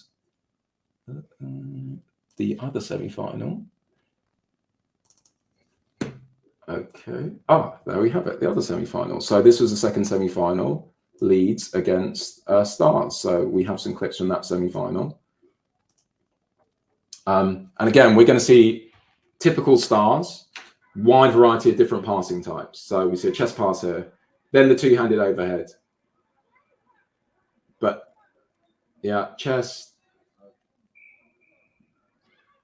But yeah, this is a really nice pass. Just swinging it across the circle. That's the pass. This is the pass. Like, you see, I'm trying to outlaw the shoulder pass, but like the Stars that are under 13s, they've got the goalkeeper. But like this shoulder pass here is absolutely like different gravy. Let's see. She just gets it here. And see, when we talk about these passes, we don't want them going in the air. We want that flat trajectory so that the defenders can't intercept it. And she's like, look, bang. Look at that. Wow. She does it one arm, doesn't she? She recoils so that's probably the best pass like out of all the games. No Kingsway Power player threw a pass that good all day. That was the best one. Because the thing with the shoulder passes is when you do them, like they look better and the difficulty is much harder. So again, a little bit from Stars here. Again, and they swing the ball across the circle so well to open up angles. So if we look when the girl has when they have the ball here, there's not really an angle to get that ball to the goal shooter because the Leeds goalkeeper is very tall. So to get that ball to the goal shooter, you need to swing that ball across the circle, and now the goal shooter is going to be able to get the ball easily, right? But this is very hard even for adult netball players to do. So for these Stars under 11s, you know, to get that now, my shooter can just pop into that space.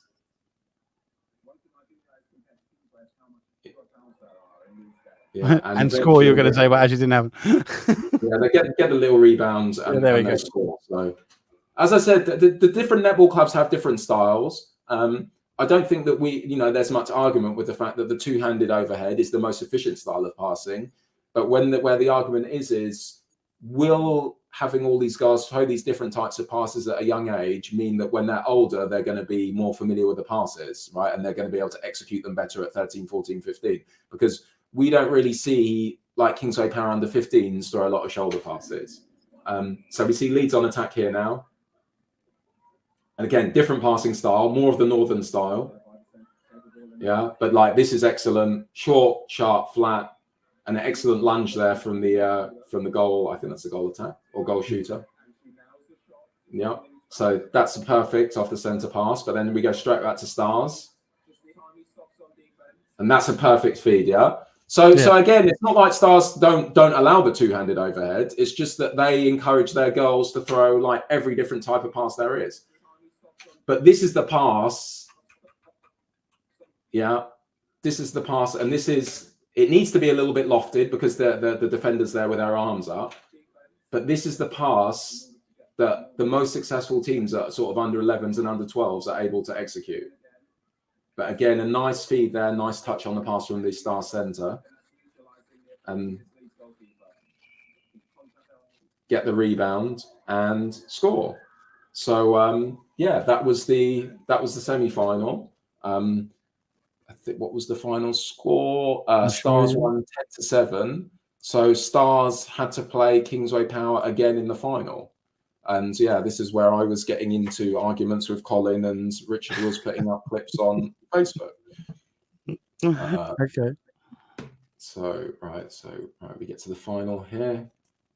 And again, like in the final, unfortunately, the final's 13-1. So we showed some nice clips of Stars, and what they were capable of against Leeds, but in the final, it was all one-way traffic. So we start here. Stars have the ball, but we see the arms over, and that's the other thing we see with Kingsway Power. They really put pressure on the umpires in terms of where they set their mark. They set it exactly 3 foot, or maybe in a little bit closer. Whereas, so they get called for penalties like way more than the other team. So beautiful interception there from Orla. And then,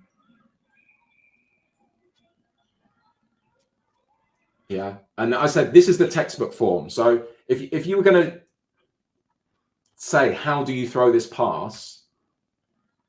Right. So this is like I could probably zoom in a little bit here. I was going to say, you can see she's arching about. Yep. Okay, let's make that like, okay. So, okay. So if you see, so the ball's held high above the head, But then when she goes into her motion, what she does is she crouches a little bit, slight bend in the knees, and the heels are slightly off the ground. But you've got two hands on the ball. So the two hands on the ball enables you to propel it like forwards, very straight. And also the 2 feet are pointing at the target. Now, the disadvantage of that is because everything's pointing at the target, it should be easy for the defense to work out where the ball's going, right?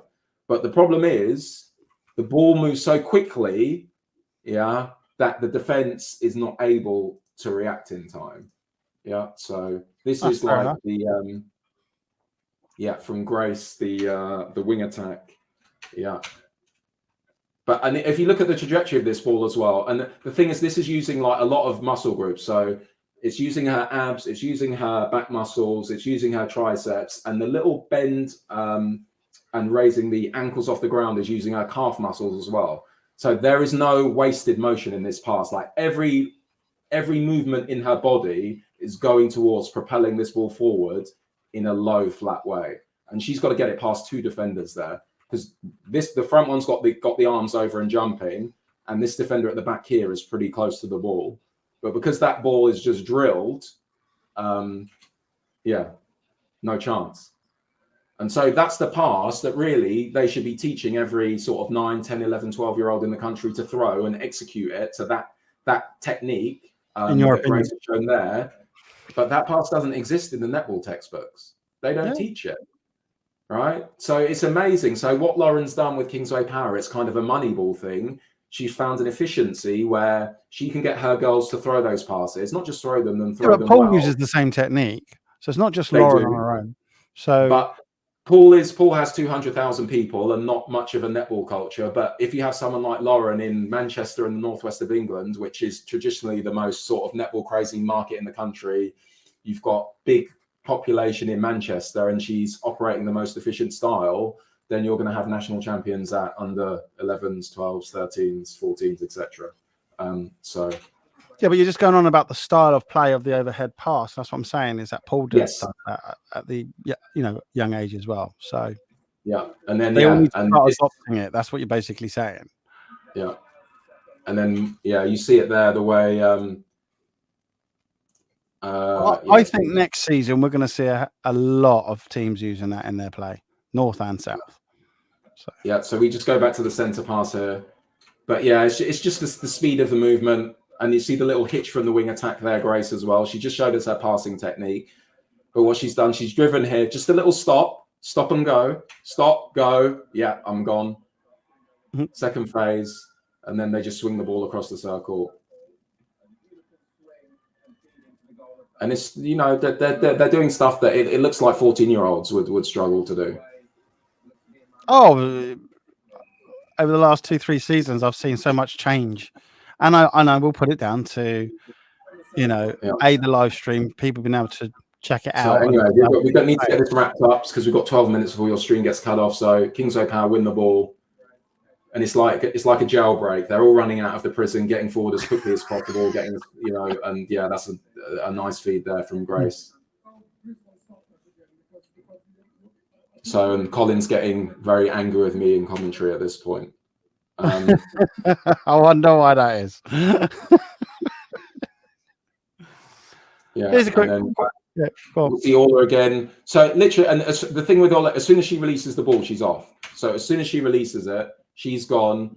And now the distance between her and the star center, you're not going to catch her up.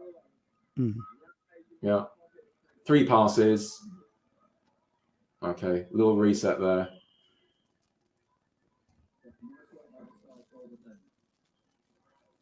And Petra, I think Zara there just finishes it off. And then, they defend as well. So when they do make a mistake,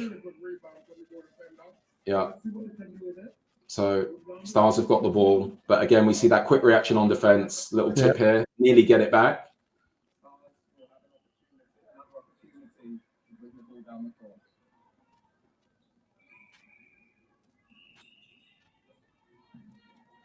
So, and then, so this is very clever by Petra as well, the goal attack. So she hasn't got her eyes on the ball, but we said previously, you don't need to have your eyes on the ball if you have a sense of where the ball's going to go, right? So although she's not looking at the ball, she knows that this goal defense is going to run into that space, right? Because she's quite far from the ball, right? And 11-year-olds can't throw the ball that far. So all she's going to do is pivot and look to run into that space. So as it's gone, yeah, and then she's just gone, bang, yeah, the interception, yeah. So it's like you don't need to see the ball. If you have an instinct for where the ball's going to go or where the player's going to run, that can be very successful as well. And then we get to the end of the tournament, and I know you love this when they win. And I love it when they celebrate, especially Kingsway Power, because they're a bit drones sometimes. A bit drones. That's what we saw with the under-14s, actually. But yeah, the under-11, I love seeing that. I love seeing. Yeah, celebrate! Hey, I like to see that. I love that. Always celebrate a win. Thank you. Yeah, that's what, you know, if you worked hard, played hard, you haven't cheated, whatever. Celebrate. Yeah, they've got to worry about the finals. So yeah, an excellent performance by Kingsway Power under 14s and under 11s. As I said, yeah, it's going to be very tough for anyone to challenge this Kingsway Power under 11 teams. But with the under 14s, we saw that if potentially Oaksway had adjusted their tactics a little bit and used the width of the court a bit more, where Kingsway are giving you the space, you know, there was potentially a way for them to just score 2 more centre passes and swing that game in their favour. Yeah, but that's what you say. This is what you're showing. Next season is going to be interesting. Yeah, all these teams are going to be using all these wonderful things. Quick question before we call it a day. Yeah, Abigail says, "What was your favourite game of the season?" Right, my favourite. Okay, so we had Shan under 14s against Eagles under 14s. That was a 1-point game very early in the season. Very, very good. Paul against Turnford, more than a game. And Paul. And that was the under 15s final game of the season. Do you know what? Yes. But I think the one I love the most is the semi-final when Paul scored 44 points on Oldham in 32 minutes. So and won. Yeah. No, more than the game. Sorry. 44. Paul beat Oldham with their Manchester Thunder pathway players and their England internationals 44-29 in probably the most impressive offensive performance I've ever seen on the netball court. So yeah. And that was when we were showing Alison the videos of Paul getting a rebound and scoring in 3 passes. So I would say Paul over Oldham is like my most impressive performance of the season. But my favourite game would be more than a game, and sort of pool players getting police escorts down the motorway and arriving 7 minutes into the game. Do you know? I'm going to say this right.